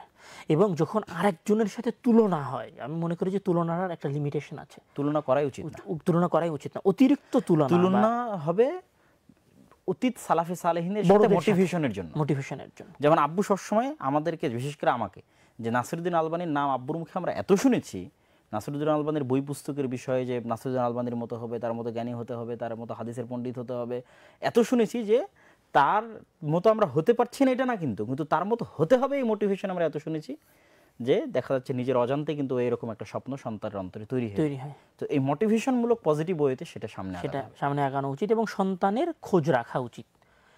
মানে আমি মনে করি, আমি ফিল করি, আমাদের এখানে যেহেতু জামিয়া সালাফিয়ার সাথে আমি রিলেটেড, তো আমি দেখি এরকম অভিভাবক আছে যিনি বছরে একবারও তার সন্তানের খোঁজ নিতে আসেন নাই, অথচ ওনার বছরে 2-3 বার এমনি সন্তানের খোঁজ নিতে আসা উচিত, টিচারদের সাথে কথা বলা উচিত। শুধু এইখানে না, যেখানে যে অভিভাবক সন্তানদের দিয়ে রেখেছেন, সন্তানকে ভালো করার পেছনে, ভালো ছাত্র হওয়ার পেছনে অভিভাবকের ভূমিকাটা অনেক অনেক গুরুত্বপূর্ণ বলে আমি মনে করি। এটা অনেক বড় ভূমিকা। আমরা এই পয়েন্টটা এটা বলে শেষ করতে পারি যে অভিভাবকরা, আমরা যদি সামারি করি, যে অভিভাবকরা হচ্ছে ফ্যামিলি মিটিং আয়োজন করবেন, তাদের মধ্যে ব্যক্তিত্ব ধরে রাখবেন এবং দোয়া করবেন সন্তানের জন্য, ওটাই বলতে চাচ্ছিলাম। এবং চাকরিকে গুরুত্ব না দিয়ে সন্তানকে সময় দেওয়াকে এবং ভালোবাসাকে গুরুত্ব দিবেন, বস্তুবাদী না হয়ে পান্তা ভাত খেয়ে থাকবেন, বিদ্যুৎবিহীন থাকবেন, ইন্টারনেটবিহীন থাকবেন, আগের যুগের সালাফে সালেহিনের কথা স্মরণ করবেন। আপনি তাদের চেয়ে কষ্টে নাই, কিন্তু আপনার সন্তানকে আপনাকে সময় দিতে হবে। এবং সর্বোপরি যেটা তুমি লাস্টে বললা, যে সন্তানের জন্য দোয়া করা, সন্তানকে যখন পজিটিভ ওয়েতে উৎসাহ দিবেন, ঠিক আড়াল থেকে সন্তানের জন্য দোয়া করবেন। আর দোয়ার ক্ষেত্রে যেটা দিয়ে আমরা শুরু করেছিলাম ইব্রাহিম আলাইহিস সালাতু ওয়াস সালামের, ওর চেয়ে উদাহরণ দেওয়ার মতো আসলে কিছুই নাই। যে ইব্রাহিম আলাইহিস সালাতু ওয়াস সালাম তার সন্তানদের জন্য যেভাবে দোয়া করেছেন এবং আল্লাহ ইব্রাহিমের পরিবারকে যেভাবে কবুল করেছেন। শুধু এখানে দোয়ার কথা বললে আমি একটা কথা বলবো যে জাকারিয়া আলাইহিস সালাম যখন তার সন্তানের জন্য দোয়া করছেন, তখন কিন্তু উনি কি বলছেন যে শুধু সন্তান না, উনি একটা নেককার সন্তান আল্লাহর কাছে চাইছেন। ওটা মারিয়ামকে দেখে উনি যে মারিয়ামের মতো নেককার সন্তান উনি চান, মারিয়ামের যদি নেককার সন্তান। এবং আমরা যদি আরো অন্য নবী রাসূলগণকে দেখি, তারা সবাই আল্লাহ তাআলার কাছে যখন সন্তান চেয়েছেন, বিশেষ করে যাদের ক্ষেত্রে সন্তান চাওয়ার কথা এসেছে, তারা সবাই নেককার সন্তান চেয়েছে। তাহলে শুধু দোয়া না, দোয়ার ক্ষেত্রে দোয়াটাকে খাস করা, আল্লাহ তাআলা তুমি আমাকে একটা ভালো সন্তান দান করো, এটা হওয়া উচিত। তো এই বলে হয়তো আমাদের এই অংশটা শেষ হতে পারে। পরবর্তী দোয়াতে আরেকটা জিনিস মনে পড়লো, এটা বলে শেষ করে দিই, যে মুসা আলাইহিস সালাম এবং খিজির আলাইহিস সালামের ঘটনার যেটা লাস্ট পয়েন্ট, যেখানে দুইজন এতিম বাচ্চার ঘর ঠিক করে দেওয়া হচ্ছে, তখন মুসা আলাইহিস সালাম জিজ্ঞেস করছে কেন ঠিক করলেন? তুমি বলো তোমার সাথে আমার আর চলবে না, বিদায় নেই। তো কারণ বলতে গিয়ে ওখানে কোরআনের আয়াতে আছে যে তাদের পিতামাতা ছিল সৎ, যারা তাদের জন্য দোয়া করে গেছিল আল্লাহর কাছে যে আল্লাহ এই সম্পত্তি যেন তাদের কাছে ঠিক মতো পৌঁছে যায়। তো পিতামাতার দোয়া কবুলের জন্য আল্লাহ পৃথিবীর শ্রেষ্ঠতম একজন নবী, মানে 5 জন শ্রেষ্ঠ নবীর একজন নবী মুসা আলাইহিস সালাতু ওয়াস সালাম, আর আল্লাহর আরেকজন শ্রেষ্ঠ বান্দা খিজির আলাইহিস সালাতু ওয়াস সালামকে দিয়ে কাজটা করায় নিচ্ছে, কোন অজানা অচেনা পিতামাতার দোয়া রক্ষা করার জন্য। ইয়া সুবহানাল্লাহ। হ্যাঁ, তো আসলে বাবা মায়ের ভূমিকা আমরা কোনোভাবেই অবহেলা করতে পারি এবং না। দোয়াকে কোনো মতে অবহেলা করা যায় না। দোয়াকে কোনোভাবেই অবহেলা করা যায় না। দোয়া মানুষের জীবনের অনেক কাজকে সহজ করে, মানুষের পরিবর্তনশীল তাকদীরকে পরিবর্তন করে দেয়, সন্তানদেরকে নেক পথে রাখতে সহযোগিতা করে, এবং সন্তানও বাবা মায়ের দোয়া দেখে দোয়ার প্রভাবিত হয়, ক্ষেত্রে নবীদের দোয়াগুলো দোয়ার অনুসরণ করা মধ্যে যেতে পারে। প্রভাবিত হয়। দোয়ার ক্ষেত্রে নবীদের দোয়াগুলো অনুসরণ করা যেতে পারে, এবং পড়তে বসার ক্ষেত্রে শুরুতেই আউযুবিল্লাহি মিনাশ শাইতানির রাজিম পড়ে বিসমিল্লাহির রহমানির রহিম পড়ে সূরা ফাতিহা, সূরা বাকারার শেষ ফালাক, দোয়া ইখলাস। নাস ফালাক ইখলাস, রব্বি জিদনি ইলমা, আল্লাহুম্মা ফাক্কিহনি ফিদ্দীন, আল্লাহুম্মা আল্লিমনিল হিকমা, এই দোয়াগুলো সবসময় পড়ার শুরুতে পড়ার অভ্যাস করা যেতে পারে, কেননা দোয়ার অনেক বরকত আছে। আমরা যদি এই জায়গায় এই টপিকটার সাথে বাবা মায়ের ভূমিকা তো আমরা মোটামুটি বললাম, বাবা মায়ের ভূমিকাটা অনেক গুরুত্বপূর্ণ। এখানে পরবর্তী আমরা যদি টপিকটাতে যাই, সেটা হচ্ছে যে ভালো ছাত্র হওয়ার জন্য আরো দুইটা পয়েন্ট লাগবে ভালো ছাত্র হওয়ার জন্য, একটা হচ্ছে প্রতিষ্ঠানের ভূমিকা আর ছাত্রের নিজের ভূমিকা। ছাত্রের ভূমিকা এবং পিতামাতার শিক্ষকের পরে যদি ভূমিকা, আমরা সামনে প্রতিষ্ঠানের এবং ভেতরে শিক্ষক, প্রতিষ্ঠানের মধ্যে শিক্ষক শিক্ষক আসবে। আসবে। তো এখানে আসলে ছাত্রের ভালো ছাত্র হওয়ার ক্ষেত্রে কি ভূমিকা হওয়া উচিত বলে মনে করো? যেহেতু তুমি মার্কাজ, তারপরে দারুল উলুম দেওবান, তারপরে জামিয়া ইসলামিয়া, তারপরে ড্যান্ডি, মোটামুটি একটা সার্থক সফর তোমার এই সময়টাতে ছিল। তো এখানে ভালো ছাত্র হওয়ার পিছনে না, তুমিও ভালো বলতে পারবে যেহেতু তুমিও অসংখ্য প্রতিষ্ঠানে গেছো। না ভালো ছাত্র হওয়ার পিছনে ছাত্রের ভূমিকার কথা যদি বলি, তো প্রথমত হচ্ছে যে পিতামাতার দিক থেকে যদি আগের শর্তগুলো কমপ্লিট থাকে, তো অটোমেটিক একটা পজিটিভিটি এবং একটা মোটিভেশন ছাত্রের মধ্যে কাজ করে। বাই চান্স যদি পিতামাতার এই বিষয়টা অনুপস্থিত থাকে, তাহলে প্রতিষ্ঠানের পরিবেশ এবং যে শিক্ষক মণ্ডলীর কাছে সে পড়তেছে তাদের দ্বারাও অনুপ্রাণিত হওয়ার একটা চান্স থাকে। সেখান থেকেও কিন্তু ছাত্র অনেক কিছু শিখে, প্রতিষ্ঠানে এবং প্রতিষ্ঠানের পরিবেশ এবং যে শিক্ষকের কাছে সে পড়তেছে। যেমন আমি যদি বলি যে আমার জীবনে যে শুধু পিতামাতারই ভূমিকা আছে এভাবে যদি বলি, তাহলে কিন্তু ভুল হবে। যেমন তোমার অবশ্যই স্মরণ থাকার কথা, আজকে যেমন শেখ আব্দুস সামাদ সালাফি হুসেন মারা গেলেন রাহিমাহুল্লাহ, তো ঠিক তেমনি শেখ বদিউজ্জামান রাহিমাহুল্লাহ, যে উনি পড়ার জন্য যেভাবে চাপ দিতেন আমাদেরকে। তারপর হচ্ছে শেখ আব্দুল খালেক সালাফি, ওনার সান্নিধ্যে ছিল। হ্যাঁ, তারপর শেখ আব্দুল খালেক সালাফি হাফিজাহুল্লাহ, যিনি এখনো জামিয়া সালাফিতে আছেন জীবিত। উনি যখন, আমি ওনার কাছে সব বই যখন শেষ করলাম 2010-এর পর, তথা বিশ্ববিদ্যালয় ছেড়ে দিয়ে, রাজশাহী বিশ্ববিদ্যালয় ছেড়ে দিয়ে আমি 1-1.5 বছর ওনার কাছে শুধু বিভিন্ন বই পুস্তক পড়েছি দার্সে। তো উনি আমাকে সফরের প্রতি কিন্তু উনি উদ্বুদ্ধ করেছেন, মানে ইন্ডিয়া যেতে হবে, দেশ বলেননি। উনি বলেছেন ইলম ততক্ষণ পূর্ণ হয় না যতক্ষণ সফর হয় না। তো ওনার এই কথাটা কিন্তু আমার প্রতি প্রচুর প্রভাব ফেলেছে। আমার কিন্তু আব্বু আম্মুরও পরিকল্পনা ছিল না যে আমাকে তারা, তুমি জানো তো পরিবেশ যে আসলে সবাই কিন্তু ইন্ডিয়া যাওয়ার বিরোধী ছিল, যে তুমি রাজশাহী বিশ্ববিদ্যালয়ে ফার্স্ট হয়ে ভর্তি হয়েছো, এখানে তোমাকে ফার্স্ট হয়ে বের হতে হবে, এটাই তোমার একমাত্র লক্ষ্য এবং উদ্দেশ্য হওয়া উচিত। সেখানে কিন্তু আমি শুধু আব্দুল খালেক সালাফিসের কথাকে সামনে রেখে সবার কথাকে ওভারটেক করে গেছি, যে ইলম ততক্ষণ পূর্ণ হবে না যতক্ষণ সফর না হবে। তো এরকম মানুষের লাইফের বিভিন্ন স্তরে কিন্তু শিক্ষকদের অনেক গুরুত্ব থাকে। যেমন আমি যদি দারুল উলুম দেওবন্দে সাইদ আহমদ পালানপুরের কথা বলি রাহিমাহুল্লাহ, উনিও করোনার পরে মারা গেছেন। যে ওনার যে ব্যক্তিত্ব এবং পার্সোনালিটি ছিল, এবং উনি ক্লাসরুমে ঢোকার আগের 15 মিনিট পূর্ব থেকে যেই পিনপতন নীরবতা বিরাজ করতো, এবং উনি যে একটানা এক বৈঠকে 4 ঘন্টার দার্স দিতেন, এবং এই 4 ঘন্টায় কেউ ক্লান্ত হতো না, এত সুন্দর করে কঠিন থেকে কঠিন জিনিস উনি সহজ ভাষায় বুঝিয়ে দিতেন। তো ওনার সাথে তো আমার গভীর সম্পর্ক তৈরি হয়নি, কিন্তু ওনার এই পুরো সিনারিওটা প্রভাব আমাকে প্রভাবিত করেছে। উনি লাস্ট 40 ইয়ার্স, 40 বছর উনি বাজারে যায়নি, এই রকম ব্যক্তিত্ব নিয়ে উনি পৃথিবী থেকে বিদায় নিয়েছেন। তারপরে মদিনা ইসলাম বিশ্ববিদ্যালয়ে আমি এরকম অসংখ্য ব্যক্তিত্ববান শিক্ষকদের সান্নিধ্যে আসার সুযোগ হয়েছে। শেখ ডক্টর আওয়াদ আর ওয়াইসি বলি, বা মোহাম্মদ বিন হাদি আল মাদখালি বলি, তারপরে শেখ আব্দুল মোহসেন আল আব্বাদ মদিনা ইসলাম বিশ্ববিদ্যালয়ে, যিনি মসজিদ নববীতে দার্স দেন। তো প্রতিষ্ঠানের পরিবেশ এবং প্রতিষ্ঠানের শিক্ষক মণ্ডলীর একটা ভূমিকা কিন্তু ছাত্রের উপর থাকে। তো সে বিষয়ে হয়তো তুমিও কিছু বলবা তোমার জীবনের শ্রেষ্ঠ শিক্ষকদের সম্পর্কে। আর যদি ছাত্রের বিষয়ে স্পেসিফিক বলি, যে ছাত্রের ক্ষেত্রে কি হওয়া উচিত, তো আমার যেটা মনে হয় যে আমার ছাত্র জীবনে যে জিনিসগুলো খুব ভালো ভূমিকা রেখেছে, তার মধ্যে একটা বিষয় হচ্ছে যে আমরা তো আসলে এই ফোনের যুগটা দেখিনি। আমি মদিনা ইসলাম বিশ্ববিদ্যালয়ে যাওয়ার আগ পর্যন্ত তো আমার শিক্ষা জীবনের একটা বড় অংশ উইদাউট ফোন পার হয়ে গেছে। ফলত ডিস্ট্রাকশন ছিল না। ডিস্ট্রাকশন না থাকার কারণে কনসেন্ট্রেশন, মনোযোগ ছিল শতভাগ। এটাই এই বর্তমান সময়ের সবচেয়ে চ্যালেঞ্জিং বিষয় ছাত্রদের জন্য সবচেয়ে বড় চ্যালেঞ্জ, সবচেয়ে বড় চ্যালেঞ্জিং, মনোযোগ ধরে রাখা। এবং আমরা যদি এখনো আমাদের প্রোডাক্টিভিটির সাথে আব্বুর প্রোডাক্টিভিটি দেখি, তাহলে আব্বুর সাথে হাতে যেহেতু এই ফোন নাই, ফলত আব্বুর কোনো ডিস্ট্রাকশন নাই, মানে কোনো সময় নষ্ট হওয়ার জায়গা নেই, ফলত উনি এখনো আমাদের যেতে বেশি প্রোডাক্টিভ। আর আমরা এখনো চ্যালেঞ্জ ফেস করতেছি কেন? আমাদের হাতে সময় নষ্ট হওয়ার সকল যন্ত্রপাতি আমাদের কাছে চলে এসেছে। মানুষের সময়কে নষ্ট করে, মানুষকে পরকাল ভুলিয়ে দিয়ে, মৃত্যু ভুলিয়ে দিয়ে শুধু দুনিয়ার মধ্যে ব্যস্ত রাখার। এবং এই জেনারেশনের যেটা সবচেয়ে বড় সমস্যা, জেনজি, এটা তো 1 মিনিটের ভিডিও, মানে 1 মিনিটের দীর্ঘ কোনো কিছু এদের ব্রেনে ঢুকেই না। কেন? Reels 1 minute, TikTok 1 minute, Facebook 1 minute, ইউটিউবের শর্টস 1 মিনিট। তাহলে 1 মিনিটের কোনো কিছুতেই যদি এরা স্থির না হতে পারে, তাহলে জ্ঞান অর্জন করবে কীভাবে? বইও তো 1 মিনিটের বেশি লিখতে পারবে না। অবশ্যই, কারণ সারাদিন যে জিনিসটা দেখতেছি ওইটাই তো মাথায় প্রভাব বিস্তার করবে। এখন জ্ঞান তো আর 1 মিনিটে অর্জন হবে না। আর এগুলোর পিছনে তো আমরা বহু বক্তব্য বলেছি যে সাইকোলজিস্ট যারা পৃথিবীর টপ লেভেলের সাইকোলজিস্ট, তাদেরকে হায়ার করা আছে শুধু ফিচার তৈরি করার জন্য, যাতে মানুষ একবার ঢুকলে আর বের না হতে পারে। তাই মনে করি এই যুগের স্টুডেন্টদের জন্য সবচেয়ে বড় চ্যালেঞ্জ হচ্ছে ফোন, সামাজিক যোগাযোগ মাধ্যম, ডিস্ট্রাকশন থেকে বেঁচে থাকা, সেটা যে ধরনের ডিস্ট্রাকশন হোক। আধুনিক যুগের ডিস্ট্রাকশনগুলো বেশি ভয়াবহ। গেম, জুয়া, ভয়ঙ্করভাবে আসক্ত। দেখা যাচ্ছে একটা মাদ্রাসা, কেউ জানে না যে মাদ্রাসার ওই ছাত্রটা মোবাইল গেমে আসক্ত। অথবা সে রাতে ফোন চালাচ্ছে সেটাও কেউ জানে না। ইশারের পর থেকে সে ফোনেই ব্যস্ত আছে। এটাই আমার কাছে এটাই মনে হয়েছে যে বর্তমান সময়ে সবচেয়ে চ্যালেঞ্জিং এবং ফাইটিং দেওয়ার বিষয় ছাত্রদেরকে, সেটা হচ্ছে ডিস্ট্রাকশন থেকে নিজেকে বাঁচিয়ে রাখা। এই কথার সাথে আমি একটা জিনিস যুক্ত করব যে ছাত্রদের জন্য ভালো ছাত্র হওয়ার উপায় হিসেবে আমার কাছে ডিস্ট্রাকশন থেকে বেঁচে থাকবে কিভাবে, এটার একটা ট্রিক্স দেওয়া দরকার। আচ্ছা বলো, তুমি শেষ করো। আমি এখানে বলি, এটা বলে ওই কথাই হয়তো এটার সাথে এটা যুক্ত করা যেতে পারে। সেটা হচ্ছে যে ছাত্রদের লক্ষ্য থাকা উচিত। লক্ষ্য মানে আসলে আমরা লক্ষ্য বলতে কি বুঝি, বা আমরা এতদিন যেটা বুঝে এসেছি সেটা হচ্ছে লক্ষ্য মানে আমি আলেম হতে চাই, মুহাদ্দিস হতে চাই, বা ডাক্তার হতে চাই। হ্যাঁ, এটা অবশ্যই লক্ষ্য, এটা আমার একটা বড় লক্ষ্য, যেটা আমি লাস্টে গেইন করব, যেটা গেইন করতে করতে আমার বয়স 50 হতে পারে, 55 হতে পারে। কিন্তু ছাত্রের ছোট ছোট লক্ষ্য থাকা উচিত। মানে আগামী 1 সপ্তাহ আমি কি অর্জন করব, বা আগামী 1 মাস পর আমি নিজেকে কোথায় দেখতে চাই।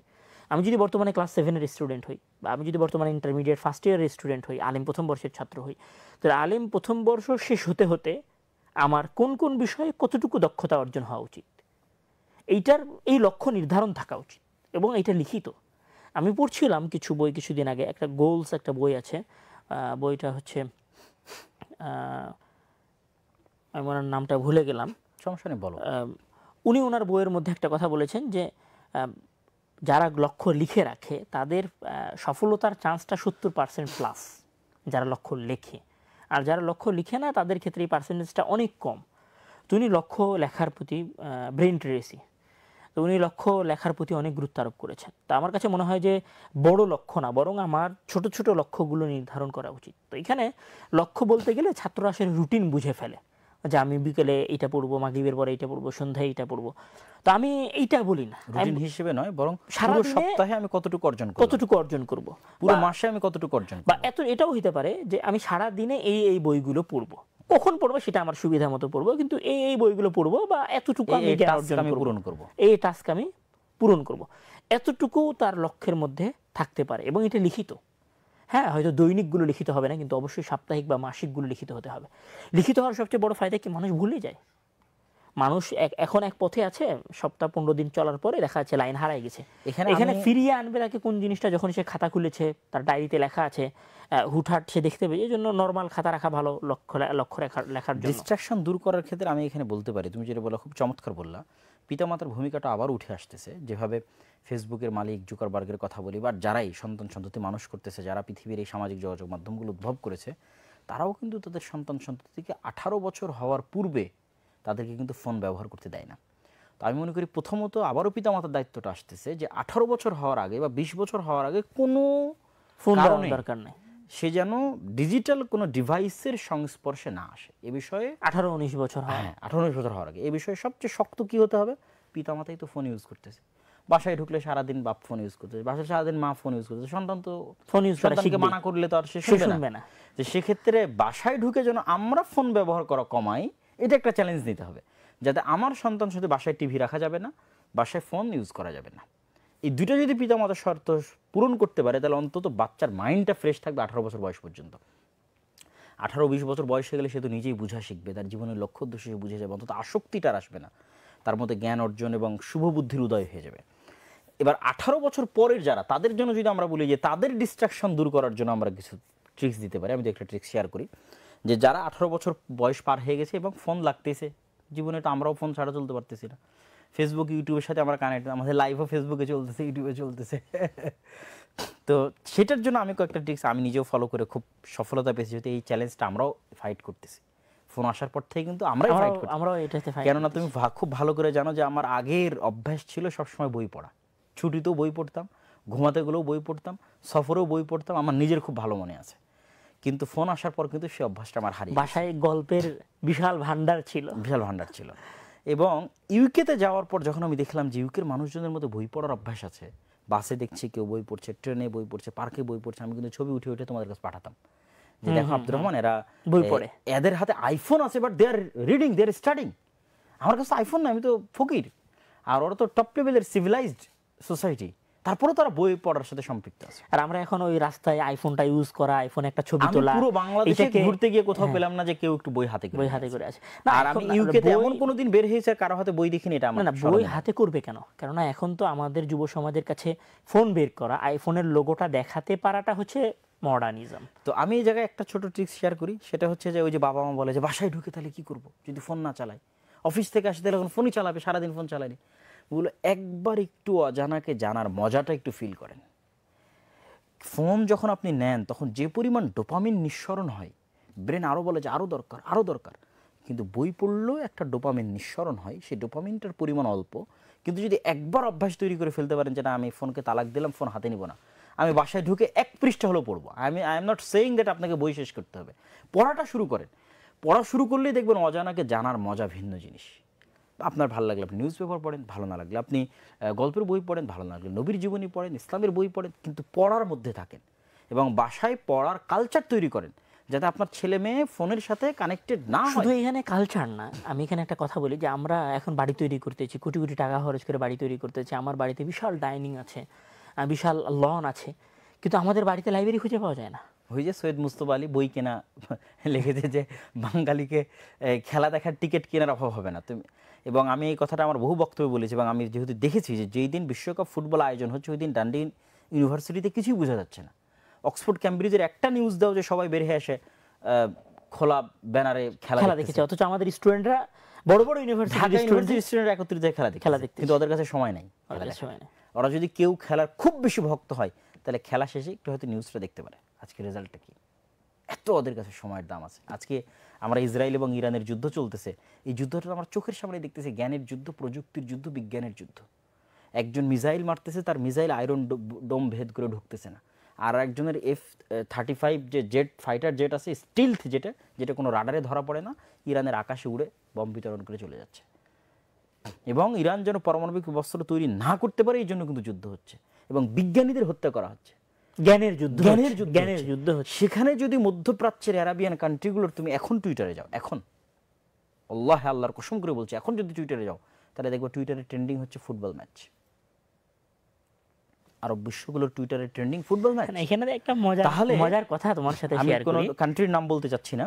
তো সেই জায়গায় যেখানে ইসরায়েলের ইহুদিরা, এবং লন্ডনে আমি ইহুদিদের পাড়ায় গেছি, তারা যে পরিমাণ নলেজ ওরিয়েন্টেড, সেখানে মুসলমানের সন্তানেরা নেশা, জুয়া, খেলা। আমি এখানে মজার একটা কথা শেয়ার করি, ফেসবুক, ইউটিউব, টিকটক, টুইটার, মজার একটা কথা শেয়ার করি। আমি কারো অপোজিশনে গিয়ে বলছি না, এই আমার আসার আগে সম্ভবত আমাদের জেদ্দায় কোনো একটা খেলা ছিল সৌদির কোনো স্থানীয় দুই গ্রুপের মাঝে, আল হেলাল না কি জানো, আমি অত জানি না। তো আমাদের ইউনিভার্সিটি নর্মাল রবিবার পর্যন্ত ছুটি, তো সেইবার সোমবারেও ছুটি। আমি জিজ্ঞাসা করলাম কি কারণ, তো ওই ম্যাচের কারণে, মানে ফুটবল ম্যাচের কারণে আমাদের ইউনিভার্সিটি ছুটি দিয়ে দিয়েছে।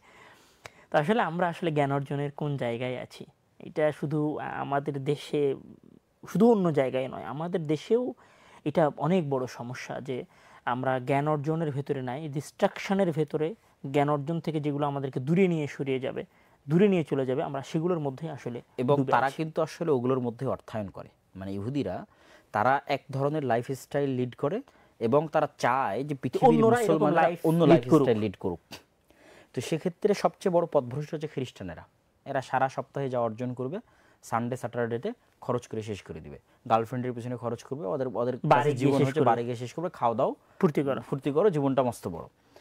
ওরা একমাত্র ইহুদিরা একমাত্র জানে যে পৃথিবীর হাকিকাত বোঝে একমাত্র মুসলমানেরা, যাদের কাছে জীবনের একটা লক্ষ্য আছে। ঠিক ওদেরও জীবনের একটা লক্ষ্য আছে, মানে ইহুদিদেরও লক্ষ্য আছে। এই জন্য ওরা মুসলমানদেরকে ডিস্ট্রাক্টেড করার জন্য ওরা সন্তান নেবে 7টা 8টা 10টা করে, মুসলমানরা 2টা সন্তান নেই। ওদের কোনো স্কুলে এলজিবিটি কিউ পাবা না সিলেবাসে, আমি চ্যালেঞ্জ দিয়ে বলতে পারি। ওদের কোনো স্কুলে সিলেবাসে এলজিবিটি কিউ কট্টরভাবে রিলিজিয়ান ফলো করে। আর বাংলাদেশের স্কুলে যেন এলজিবিটি কিউ ঢুকে, যৌন শিক্ষা যেন ঢুকে, সারা এমনকি প্রত্যেক মুসলিম কান্ট্রির স্কুলের সিলেবাসের মধ্যে যেন এগুলো ঢুকে, তার জন্য কিন্তু তারা ওয়ার্ল্ড ওয়াইড ফাইট করতেছে। ওই IMF এর লোনের নামে আন্ডারগ্রাউন্ডে এই শর্তগুলো দেওয়া আছে। কিভাবে মুসলমানদেরকে আরও বেশি ডিস্ট্রাক্টেড করা যায়, মানে এদেরকে আরও কীভাবে পথভ্রষ্ট করা যায় যাতে এরা ফোকাস না রাখতে পারে জ্ঞানের প্রতি। আমরা মনে হয় আমাদের মূল টপিক ছেড়ে একদম অন্যদিকে চলে যাচ্ছি। আমাদের মূল কথা ছিল যে ছাত্রদের ডিস্ট্রাকশনের বিষয়গুলো থেকে বের হয়ে আসা, এবং সেখানে আমি মনে করি যে আমরা মূল টপিকেই আছি, যে আমরা যদি এতটুকু রিয়েলাইজ করি ধর্মীয় দিক থেকে, কান্ট্রির দিক থেকে, যে ভাই আজকে যদি ইরানের প্রেসিডেন্টের জীবনের নিরাপত্তা না থাকে, তাহলে তুমি একজন সাধারণ মুসলমান, তোমার কোনো ভ্যালু আছে? অবশ্যই না, কোনো ভ্যালু নাই। তারপরে ইরাকের প্রেসিডেন্ট সাদ্দামের নিরাপত্তা নেই, লিবিয়ার প্রেসিডেন্ট মোয়াম্মার আল গাদ্দাফির নিরাপত্তা নেই, তুমি কি? তাহলে তুমি যদি কিছুই না হও, তাহলে তুমি চিন্তা করো যে তুমি যদি নিজে বাঁচতে চাও, তোমার পরবর্তী প্রজন্মকে বাঁচাতে চাও, তাহলে মোবাইল পাকমারে নিক্ষেপ করে তোমাকে নলেজের পিছনে ছুটতে হবে। জুয়া নেশা সব বাদ দিয়ে তোমাকে জ্ঞানের পিছনে ছুটতে হবে, নিজেকে বাঁচানোর জন্য, নিজের পরবর্তী প্রজন্মকে বাঁচানোর জন্য, পুরো দেশকে এই লক্ষ্যে ছোটা উচিত। হ্যাঁ, এবং তোমাকে ফিল করতে হবে যে আমাকে ষড়যন্ত্রকারীরা চাচ্ছে, মানে শয়তান এবং শয়তানের শক্তি চাচ্ছে আমি যেন না পড়ি, চাচ্ছে এই জন্য সে চাচ্ছে আমি যেন জুয়ার মধ্যে ব্যস্ত থাকি, আমি যেন নেশার মধ্যে ব্যস্ত থাকি। আমি বলি এটাকে শুধু নিজের ভালো থাকা বা নিজের ভালো চাকরির জন্য যে পড়াশোনা করা বিষয়টা এরকম না, বরং জাতির মুক্তির জন্য, জাতির মুক্তির জন্য। আমি এটা বলি বৃহৎ স্বার্থ সামনে রাখা, যে আমি যদি পড়াশোনা করি, আমি যদি একজন বিজ্ঞানী হই, আমার ইউনিভার্সিটির 10টা স্টুডেন্ট যদি বিজ্ঞানী হয়, বা একটা ইউনিভার্সিটির সকল ছাত্ররা যদি সফল হয়, তাহলে সেইটার সুবিধা পুরো জাতি ভোগ করবে। এবং আমি এই জ্ঞান অর্জনের মাঝে ইহুদি খ্রিস্টানদের সাথে ফাইট করতেছি, জ্ঞান অর্জনের, আমার জাতির মুক্তির জন্য ফাইট করতে, জাতির মুক্তির জন্য ফাইট। এবং আমাদের দিনটা তো জ্ঞান ভিত্তিক দিন। ইকরা বিসমি রাব্বিকাল্লাযী খালাক, ইকরা কুল হাল ইস্তাবিল্লাযীনা ইয়ালামুনা ওয়াল্লাযীনা লা পুরোটাই জ্ঞানের উপর। সেই জ্ঞান ভিত্তিক দিনের অনুসারীরা আজকে কিভাবে জ্ঞান বিমুখ হয়ে গেছে, খুব আফসোস হয়। না, শুধু কোরআন নয়, আমরা যদি আন্দালুসে যাই, আমরা যদি বাগদাদে যাই, দারুল হিকমায় যাই, সভ্যতার সৃষ্টি তো মুসলমানদের, আধুনিক সভ্যতার সৃষ্টি। এবং জ্ঞান বিজ্ঞানের যে মহান চর্চা, এটা তো আসলে মুসলমানদের কাছেই ছিল। এবং পুরো পৃথিবী শাসন করার পেছনে তাদের যে মূল কলকাঠিগুলো ছিল, মূল সরঞ্জামাদিগুলো ছিল, এগুলো তো আসলে জ্ঞানই ছিল। আমি মনে করি যে আমরা টপিকেই আছি, তো ডিস্ট্রাকশনের বিষয়ে আমি আরেকটা জিনিস বলছিলাম। একটা হচ্ছে যে ডিস্ট্রাকশন থেকে দূরে রাখার জন্য পড়ার অভ্যাস তৈরি করতে হবে, যেটা সামারি কথা ছিল আর কি, যে পিতামাতা যেন ফোন ইউজ করার অভ্যস্ত না হয়, তারা যেন পড়ায় অভ্যস্ত হয়। ডিস্ট্রাকশন 18 বছর বয়স যাদের বেশি হয়ে গেছে, তারা তাদের ডিস্ট্রাকশন কমানোর জন্য আমার পরামর্শ, আমি যেটা ফলো করি সেটা হচ্ছে যে ঘুমানোর পর থেকে না একটা নির্দিষ্ট সময় পর্যন্ত ফোনে হাত দেওয়া যাবে না। পৃথিবীতে আর্জেন্ট আর ইম্পর্টেন্টের মধ্যে পার্থক্য বুঝতে হবে, যে কোনটা আর্জেন্ট এবং কোনটা ইম্পর্টেন্ট। আপনার ফোনে কল আসছে, সেটা আর্জেন্ট, কিন্তু এটা অত ইম্পর্টেন্ট নয়। কিন্তু আপনি 50 বছর পর কি অর্জন করতে চান, আপনার ছেলে মেয়েকে কি শিখাতে চান, সেটা ইম্পর্টেন্ট। আপনি জান্নাতে যেতে চান, এটা ইম্পর্টেন্ট। তাহলে আপনার ওই ইম্পর্টেন্ট রাস্তায় বাধা দিচ্ছে কি সাময়িক আর্জেন্ট কাজগুলো। অতএব ঘুম থেকে ওঠার পর নির্দিষ্ট সময়, সকাল 7টা পর্যন্ত হোক, 8টা পর্যন্ত হোক, 9টা পর্যন্ত হোক, আপনি ফোনে হাত দিন না। আপনি সালাতে যান, ফজরের সালাতের জন্য উঠেন, রাসূল সাল্লাল্লাহু আলাইহি ওয়াসাল্লামের যে লাইফস্টাইল সেটা যদি ফলো করে ফজরের সালাত, প্রফেটিক লাইফস্টাইল, ফজরের সালাত থেকে এসে আপনি ফোনে হাত না দিয়ে যদি কোরআন তেলাওয়াত করেন, কোরআন তেলাওয়াত করে যদি আর নিজে কিছু পড়েন, ছেলে মেয়েকে যদি কিছু পড়ান, দিয়ে আপনি একটা সময় পর ফোনে হাত দেন, ঠিক ঘুমানোর পূর্বের 1-1.5 ঘন্টা আপনি ফোন থেকে দূরে থাকেন, তাহলে হবে কি আপনার মধ্যে স্বাভাবিকতা কাজ করবে। না হলে যদি ফোনের মধ্যে আপনি ডুবে থাকেন, আপনি অস্বাভাবিক হয়ে যাবেন, মানুষের মধ্যে আর থাকবেন না, এটা একটা। এবং দ্বিতীয়ত 5 ওয়াক্ত সালাতকে নিজের জীবনের সবচেয়ে জরুরি কর্তব্য হিসেবে যদি আমরা গ্রহণ করি, তাহলে 5 ওয়াক্ত সালাত আমরা যতবারই ডিস্ট্রাক্টেড হব, ততবারই সে ফোকাস করবে, মানে সেটা একটা রুটিন মাফিক লাইফ লিড করাতে বাধ্য করে। হ্যাঁ, বাধ্য করে। এবং ডিস্ট্রাকশনের মধ্যে, যেমন আমি ধরো খেলায় ব্যস্ত হয়ে গেছি, অথবা খেলা দেখছি, অথবা দেখা যাচ্ছে ফেসবুক দেখছি, কোনো একজন মানুষের গল্প করতেছি, কিন্তু সে এই বিষয়ে শতভাগ একমত যে আমাকে সালাত আদায় করতেই হবে। তাহলে এখন যখন জোহরের আজান হয়ে গেল, সে এখন মুছতে যাবে, উজু করবে, তাহলে সে কিন্তু ফোকাসের দিকে চিন্তা করার সুযোগ পেলেছে না, আমি তখন কি করছিলাম, এর তখন সময় নষ্ট করছিলাম, একটা চিন্তা করার একটা সুযোগ পেল। তো এই জন্য 5 ওয়াক্ত সালাতকে মনে করতে হবে যে আমার জান্নাতের জন্য, আমার দুনিয়ার জন্য, আমার সাকসেসফুল লাইফের জন্য, ডিস্ট্রাকশন কমানোর জন্য, প্রোডাক্টিভিটি বাড়ানোর জন্য সবচেয়ে বড় অস্ত্র রুটিন লাইফ পরিচালনা করার জন্য। আমি তোমার এই কথার সাথে শতভাগ একমত এবং এই কথাগুলো অনেক আমি গুরুত্বপূর্ণ মনে করতেছি সার্বিকভাবে সবার জন্য। কিন্তু আমি যেহেতু লক্ষ্য লেখার কথাই ছিলাম, ওইখানে আমি আরও একটা কথা বলবো ছাত্রদের জন্য যে লক্ষ্য লেখার ক্ষেত্রে আমরা অনেক সময় নিজের উপরে অনেক কিছু চাপিয়ে নিই যে আজকে বিকেলে এতক্ষণ পড়বো, মাগরিবের পরে এতক্ষণ পড়বো। তখন এমন হয়ে যায় যে রুটিন আমার একদিনও ফলো করা হয় না, কারণ আমি অনেক কঠিন রুটিন বানিয়ে ফেলেছি। তখন এই জন্য রুটিনের জন্য সর্বপ্রথম হচ্ছে এমন রুটিন হতে হবে যেটা অ্যাচিভেবল, যেটাকে অর্জন করা যাবে, যেটা দৃশ্যমান হবে এবং যেটা শর্ট টাইমের লক্ষ্য হতে হবে এবং অ্যাচিভেবল এবং সেটাকে মেজারেবল হতে হবে, সেটাকে গণনা করা যাবে। প্রতিদিন ডায়েরি লেখার অভ্যাস তৈরি করতে হবে। লক্ষ্যর ক্ষেত্রে এটা অনেক গুরুত্বপূর্ণ। আমি এক সপ্তাহে আপনার 500 পৃষ্ঠা পড়ার দরকার নাই, 200 পৃষ্ঠা পড়ার দরকার নাই, আপনি অন্তত এক সপ্তাহে 50 পৃষ্ঠা পড়েন, কিন্তু পড়ার যে অভ্যাস সেইটা আপনার ভেতরে কন্টিনিউ থাকবে। তো আমি মনে করি যে লক্ষ্য লেখা অতীব জরুরি। বড় লক্ষ্যর পাশাপাশি মাসিক ছোট ছোট লক্ষ্য। এখানে আমি একটা বই পড়েছিলাম, সেটা হচ্ছে যে 12 উইকস ইয়ার, সম্ভবত এরকম 12 উইকস ইয়ার এরকম একটা বই ছিল, মানে 12 সপ্তাহের বছর এরকম একটা বই ছিল। তো উনি ওই বইয়ের মধ্যে এই কথাগুলো বলেছেন এবং অ্যাটমিক হ্যাবিটসের মধ্যে লেখক এই যে লক্ষ্য নির্ধারণ করার এই বিষয়গুলো উনি আলোচনা করেছেন। তো আমার কাছে কথাগুলো অনেক গুরুত্বপূর্ণ মনে হয়েছে এবং সাথে সাথে আমি মনে করি যে লক্ষ্যটাই ছাত্রদেরকে ডিস্ট্রাকশন থেকে অনেক সময় বাঁচিয়ে থাকতে সহযোগিতা করে। এবং এখানে আমার ধারণা যে হয়তো অনেক আবাসিকের স্টুডেন্ট আছে বা অনেক ইউনিভার্সিটির স্টুডেন্ট আছে, অনেক সময় কি হয় আমি রুটিন বানিয়েছি কিন্তু আমি ফলো করতে পারিনি। তা আমি এখানে সর্বপ্রথম যেটা বলবো যে আপনি রুটিন কেন ফলো করতে পারেননি এই কারণটা আপনি খোঁজেন। আপনার যেই বন্ধু আপনার আসরের পরে পড়ার কথা ছিল 1 ঘন্টা, আপনার যেই বন্ধু আপনাকে আসরের পরে ডেকেছে আপনি তার কাছ থেকে দূরে থাকা শুরু করেন, মানে অ্যানালাইসিস করা যে কে আমার লক্ষ্য থেকে বাধা দিল, মানে কে আমাকে পড়তে বাধা দিল। ওকে, আপনার মনে হতে পারে আমার বন্ধু, আমার ফ্রেন্ড হাসিবের সাথে কথা বলা আমার অনেক দরকার, ঠিক আছে, অনেক দরকার। তার সাথে যদি আমি না যাই তাহলে সে মন খারাপ করবে, তার কাছেও আমি না যাই। তাহলে আপনি কি করেন, আপনার রুটিনে 1 ঘন্টা পড়া ছিল, আপনি ওটাকে কমিয়ে আধা ঘন্টা করেন। কিন্তু আপনি রুটিনটা ফলো করে তারপরে আপনি অন্য কাজের জন্য যান এবং যেগুলো আপনার ডিস্ট্রাকশন সেগুলো সব কিছু থেকে বেঁচে থাকার চেষ্টা করেন। যদি আপনার ফ্রেন্ড সার্কেল আপনার ডিস্ট্রাকশন হয় তাহলে সেখানে আগে নিয়মিত যেতেন, এখন সপ্তাহে 2 দিন যান। যদি আপনার মোবাইল আপনার ডিস্ট্রাকশন হয় তাহলে আপনি মোবাইল আগে 10 ঘন্টা ইউজ করতেন, সেটা কমায় 5 ঘন্টা ইউজ করেন। যদি আপনার কি বলে আপনার আর কেউ আশেপাশের আর কেউ যদি আপনার ডিস্ট্রাকশন, আমি মনে করি যে এগুলো সবগুলোকে শয়তান মনে করা উচিত, এবং শয়তান মনে করে ফাইট করা উচিত। মোবাইল শয়তান, যে বন্ধু পড়াতে দূরে সরে নিয়ে যাচ্ছে সে শয়তান। আসলে শয়তান মনে করা না, বাস্তবেই তো শয়তান। আল্লামা ইবনুল কাইয়িম যেভাবে তুলে ধরেছে তার ইগাসাতুল লাহফান বইয়ের মধ্যে, তাতে বাস্তবিক শয়তান। না, এখানে তো মহান আল্লাহ তাআলা পবিত্র কোরআনের মধ্যে বলছে আল্লাযী ইউওয়াসবিসু ফি সুদুরিন নাস মিনাল জিন্নাতি ওয়ান নাস, মানে মানুষকে শায়াতিন আল ইনসি ওয়াল জিন, মানুষকে ওয়াসওয়াসা দেয় মানুষও এবং জিনও, শয়তানও। তাহলে যেই মানুষ আপনাকে আপনার রুটিনের উপর থাকতে দিচ্ছে না, আপনি তাকে বাস্তবে মাহমুদ কল্পনা করলেও আপনি তাকে একজন শয়তান কল্পনা করুন।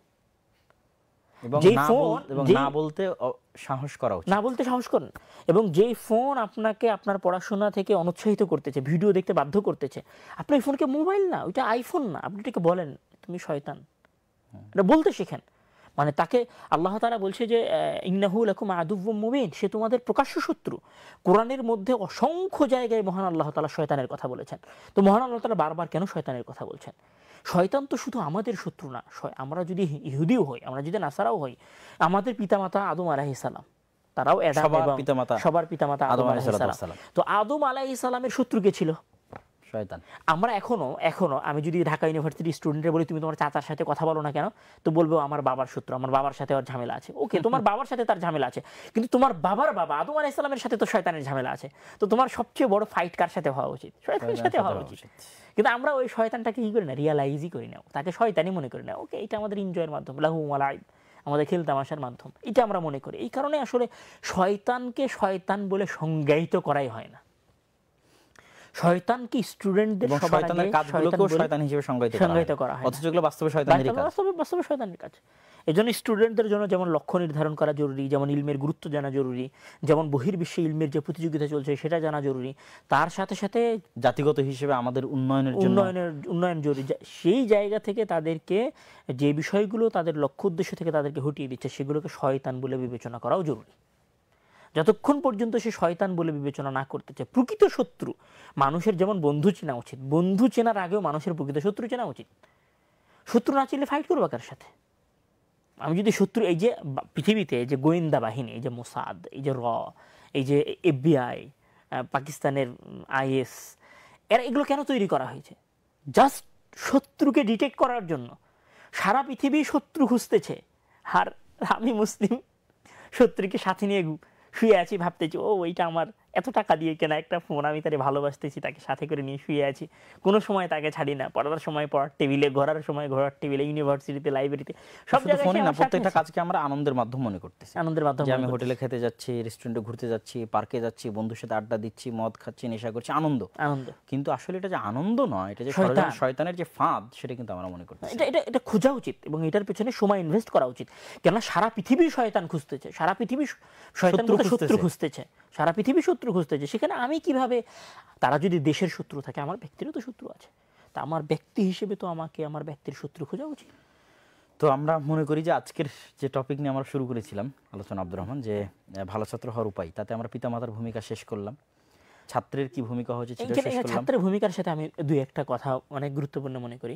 এখানে আসলে ছাত্রের ইখলাসটা অনেক জরুরি। যদি দিনের ছাত্র হয় বা মাদ্রাসার জ্ঞান অর্জন করে, ইখলাস ধরে থাকা অনেক প্রয়োজন। আমি ইখলাস জিনিসটাকে, দুনিয়াবি যে অর্জন করবে তারও ইখলাস থাকতে হবে, সে দুনিয়াটা অর্জন করবে আল্লাহর সন্তুষ্টির জন্য, সেটা সে নেকি পাবে।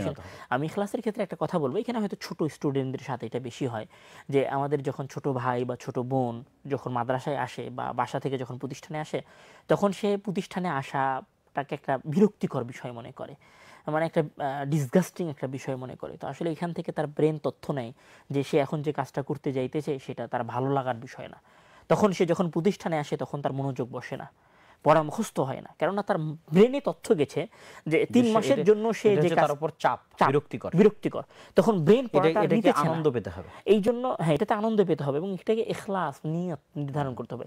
এই যে নিয়তটা যখন থাকছে না, জ্ঞান অর্জন করা, দিনের বড় আলেম হওয়া, লক্ষ্য থাকা, খেদমত করা, বাপ মা জোর করে মাদ্রাসায় পাঠাতে তাই আসছে, এটা না হয় নিজের মধ্যে নিয়ত তৈরি হওয়া উচিত। নিজের মধ্যে নিয়ত তৈরি হওয়া উচিত। গুরুত্বপূর্ণ কথা ছুটে গেছে যে বাচ্চাদেরকে ছোটবেলা থেকে নবীদের জীবনী, সাহাবীদের জীবনী, আলেম ওলামাদের জীবনী পড়ানো উচিত, এগুলো পড়ানো এবং শোনানো উচিত। তাহলে হবে কি, বাই ডিফল্ট তার মধ্যে নিয়ত তৈরি হবে যে সে এরকম হতে চায়।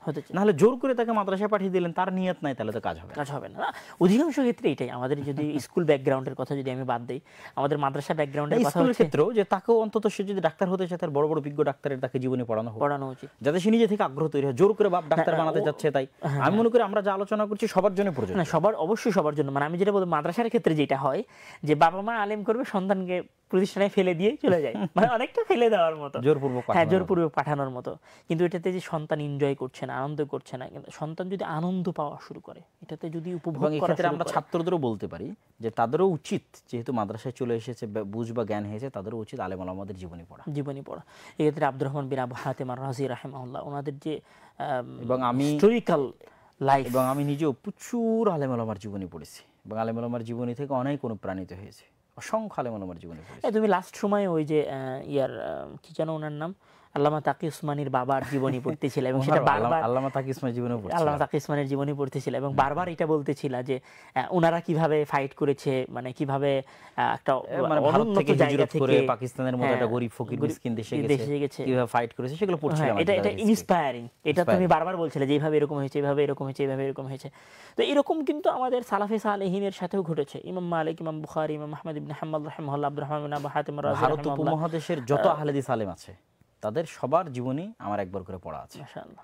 এবং ভারত উপমহাদেশের যত হানাফি আলেম ওলামা আছে তাদের জীবনী পড়া আছে। আর এমনি যত আলেম ওলামা অতীতে গেছে তাদের তো এটাই মানুষকে আসলে আলেম ওলামার জীবনী মানুষকে জীবনী যে প্রভাবিত করে, তার একটা সবচেয়ে বড় কথা বলি যে মহান আল্লাহ তাআলা পবিত্র কোরআনের মধ্যে নবী রাসূলের জীবনী উল্লেখ করেছেন কার জন্য? মুহাম্মদ সাল্লাল্লাহু আলাইহি ওয়াসাল্লামের জন্য, উম্মতে মুহাম্মাদের জন্য। এবং অনেক জায়গায় মুহাম্মদ সাল্লাল্লাহু আলাইহি ওয়াসাল্লামকে উনি নির্দিষ্ট করে ফেলেছেন যে দেখো তোমার আগের নবীর এই অবস্থা ছিল, মানে মুসার এই অবস্থা ছিল, ঈসা আলাইহিস সালামের এই অবস্থা ছিল, ওযকুর ফিল মানে কিতাবি মারইয়াম ইনতাবাযাত মিন আহলিহা মাকানান শারকিয়্যা। শারকিয়্যা। হে নবী আপনি স্মরণ করুন মারিয়ামের কথা আল্লাহ তাআলা বারবার এভাবে ওয়াজকুর আছে। বলেছে, হ্যাঁ, বারবার অনেক জায়গায় ওয়াজকুর বলেছে।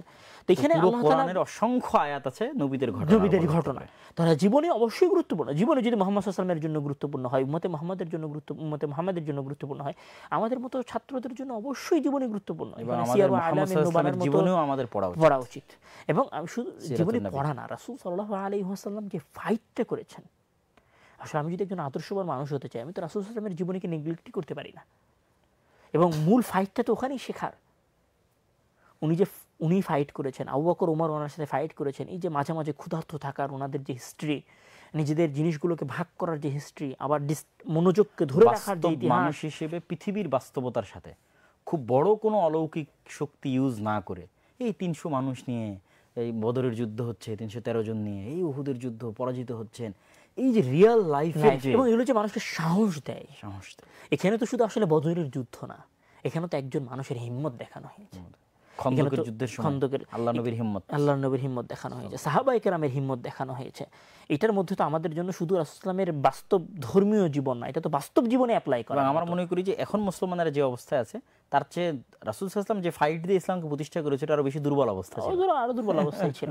এই জন্য নবী রাসূলের জীবনী পড়া উচিত, রাসূল সাল্লাল্লাহু আলাইহি ওয়াসাল্লামের জীবনী পড়া উচিত, এবং আলেম ওলামার জীবনী পড়া উচিত। সিয়ার আলামিন নুবালা তো আমি মনে করি যে অবশ্যই আলামিন নুবালা, তারিখুল ইসলাম, তারপর হচ্ছে রাহিকুল মাখতুম, বা আরো যে সমস্ত ওই যে ইয়াকুত আল হামাবির যে জীবনী সংক্রান্ত, এলাকা ভিত্তিক জীবনী সংক্রান্ত যে বইগুলো আছে সেগুলোও পড়া উচিত। বিশেষ করে খুরাসান আল কুবারার যে আলেম ওলামা ছিলেন তাদের জীবনীকে কেন্দ্র করে যে বইগুলো আছে, এই বইগুলো আমি মনে করি যে ছাত্রদের জন্য অবশ্য পাঠিতব্য, এটা অবশ্যই পড়া উচিত। এবং যদি যারা আধুনিক তাদের জন্য উইংস অফ ফায়ার পড়া উচিত, আমাদের ওই যে মিসাইল ম্যান আবুল কালাম আজাদের, তারপরে পাকিস্তানের যে পারমাণবিক বিজ্ঞানী আব্দুল কাদের, ওনার জীবনী পড়া উচিত। যারা জেনারেল স্টুডেন্ট হবে তারাও পড়তে পারে, তারাও জীবনীগুলো পড়তে পারে, ওখানে শেখার আছে। আসলে আমি আধুনিক হইতে চাইতেছি, আমি আইফোন ব্যবহার করতে চাইতেছি, কিন্তু আইফোনের যে মালিক তার জীবনী আসলে কেমন ছিল। টেসলা গাড়ি আমার অনেক প্রিয়, আমি সেটা নিয়ে প্রশংসা করতেছি, আমি সেটার প্রতি আমার একটা হাইপ আছে, ক্রেজ আছে, কিন্তু মালিকের মতো হতে চাচ্ছি না, তার জীবনী ফলো করতে চাচ্ছি না। ওকে আমি মাইক্রোসফটের আপগ্রেড ভার্সন কিনতে চাইতেছি। যার জীবনী আমরা পড়ি না কেন, নন মুসলিমও যদি হয়, তাহলে আমরা দেখব যে আল্লাহ পৃথিবী যেই সেটআপের উপর সেট করেছে তারা ওই জিনিসগুলো ফলো করে। সকালে ওঠা, দ্রুত ঘুম যাওয়া, ফোন থেকে দূরে থাকা, ডেইলি পড়ার রুটিন রাখা, জি, সবকিছুই কিন্তু তাদের জীবনীতে গেলে দেখা যাবে যে তারা ফলো শুধু ফলো করতেছে না কারা মুসলমানেরা। এরা ফলো না করেই মনে করতেছে যে মানে আসলে কি মুসলমানেরা লেবাস, ড্রেস আপ এবং শো আপের মাধ্যমে ইহুদি খ্রিস্টানদের মতো হতে চায়, কিন্তু আসলে তো শো আপের মাধ্যমে ইহুদি খ্রিস্টান হওয়া যায় না। আপনি যেটা দেখছেন সেটা তো এটা হচ্ছে বাহিরের দৃশ্য, যেটা আমরা দেখতে পাচ্ছি ইউরোপ আমেরিকার কি দৃশ্য দেখতে পাচ্ছি, যেমন নিউ ইয়র্ক সিটি সার্চ দিলে কি আসবে, উলঙ্গ নর নারী, গান বাজনা, বাদ্যযন্ত্র।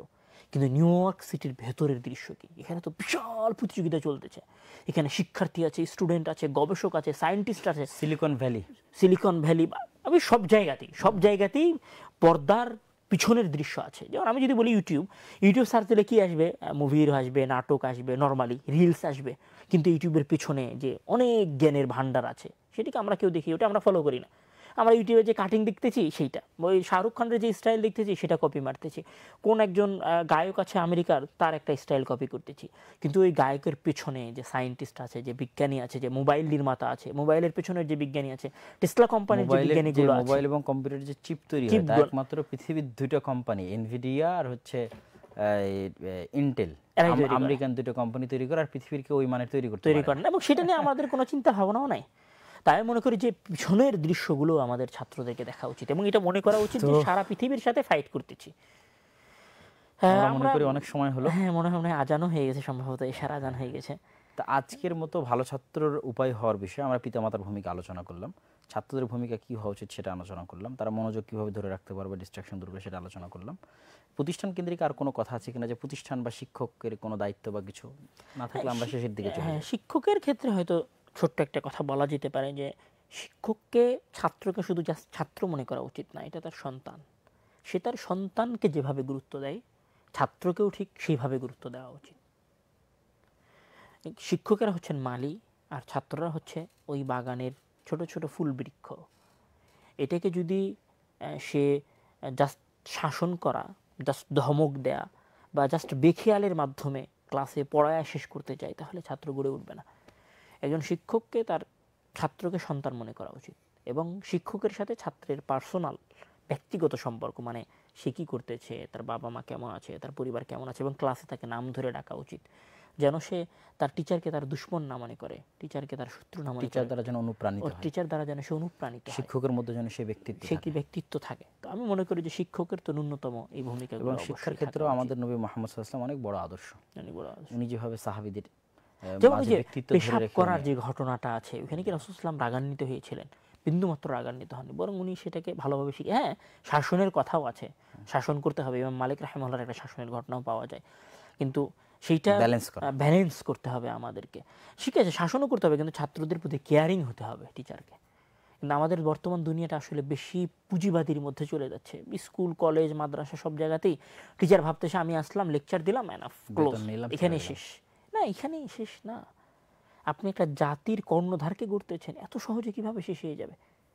মানে সমস্যা হচ্ছে সবাই নিজেদের, যেমন ছাত্র যেমন নিজের মুভটাকে ছোট করে দেখতেছে, টিচার ওই রকম নিজের কাজটাকে বেতন হিসেবে। আমাদের দেশের যেটা সবচেয়ে বড়, আমাদের দেশের প্রেক্ষাপটে যদি বলি, ভালো ছাত্র হিসেবে বড় না হওয়ার, শিক্ষক এবং প্রতিষ্ঠানের জায়গায় বলি, এই যে গণতান্ত্রিক রাজনীতি আমাদের দেশের শিক্ষার পরিবেশকে ধ্বংস করে দিয়েছে, সন্ত্রাসী বানিয়ে ফেলেছে ছাত্রদের সন্ত্রাসী বানিয়েছে, এবং গ্রুপিং, মানে ছাত্ররা এক রাজনৈতিক দল করে, শিক্ষক আর এক রাজনৈতিক দল করে, এবং কারো মধ্যে কোনো শিষ্টাচার বোধ, পারস্পরিক সম্মান বোধের যে পরিবেশটা আমাদের ইউনিভার্সিটি এবং কলেজগুলোতে আমাদের ছাত্ররা তো মনেই করে না অনেকেই যে পড়াশোনা করা আমাদের দায়িত্ব, মনে করে আমাকে ঢাকা ইউনিভার্সিটিতে আসছে, আমাকে পলিটিক্স করতে হবে। আমরা দেখলাম যে ঢাকা বিশ্ববিদ্যালয়ের ভিসির সাথে কি একটা বিষয় না, একটা ছাত্র হত্যার বিষয় না, ছাত্রদের কি ব্যবহার, কি আচরণ ভিসির সাথে। তো আমার মনে হয় যে এই শিক্ষক ছাত্রের যে সম্পর্কটা, এটা ডেমোক্রেসি বা গণতান্ত্রিক রাজনীতি ধ্বংস করে ফেলেছে, যেটাও পাশ্চাত্য বিশ্বে যারা গণতন্ত্রের সবক দেয় তাদের মধ্যেও নাই। তাদের ইউনিভার্সিটিগুলোতেও তো ডেমোক্রেসি এভাবে নাই, আমাদের বাংলাদেশের মতো। গল্প তো মজাক করে যে বাংলাদেশের কিছু ফেসবুকে মানে ট্রল হচ্ছিল যে অন্যদের আছে এয়ার ডিফেন্স সিস্টেম, ড্রোন আর পারমাণবিক বোমা, আর আমাদের আছে উমুক ভাই তুমুক ভাই তুমুক ভাই বা মুক্তিযুদ্ধ চেতনা বা দল হেন তেন, এইগুলো আসলে যাই হোক, সব মিলিয়ে যদি আমার মনে হয় যে আজকের আলোচনাটা অনেক উপকারী হবে।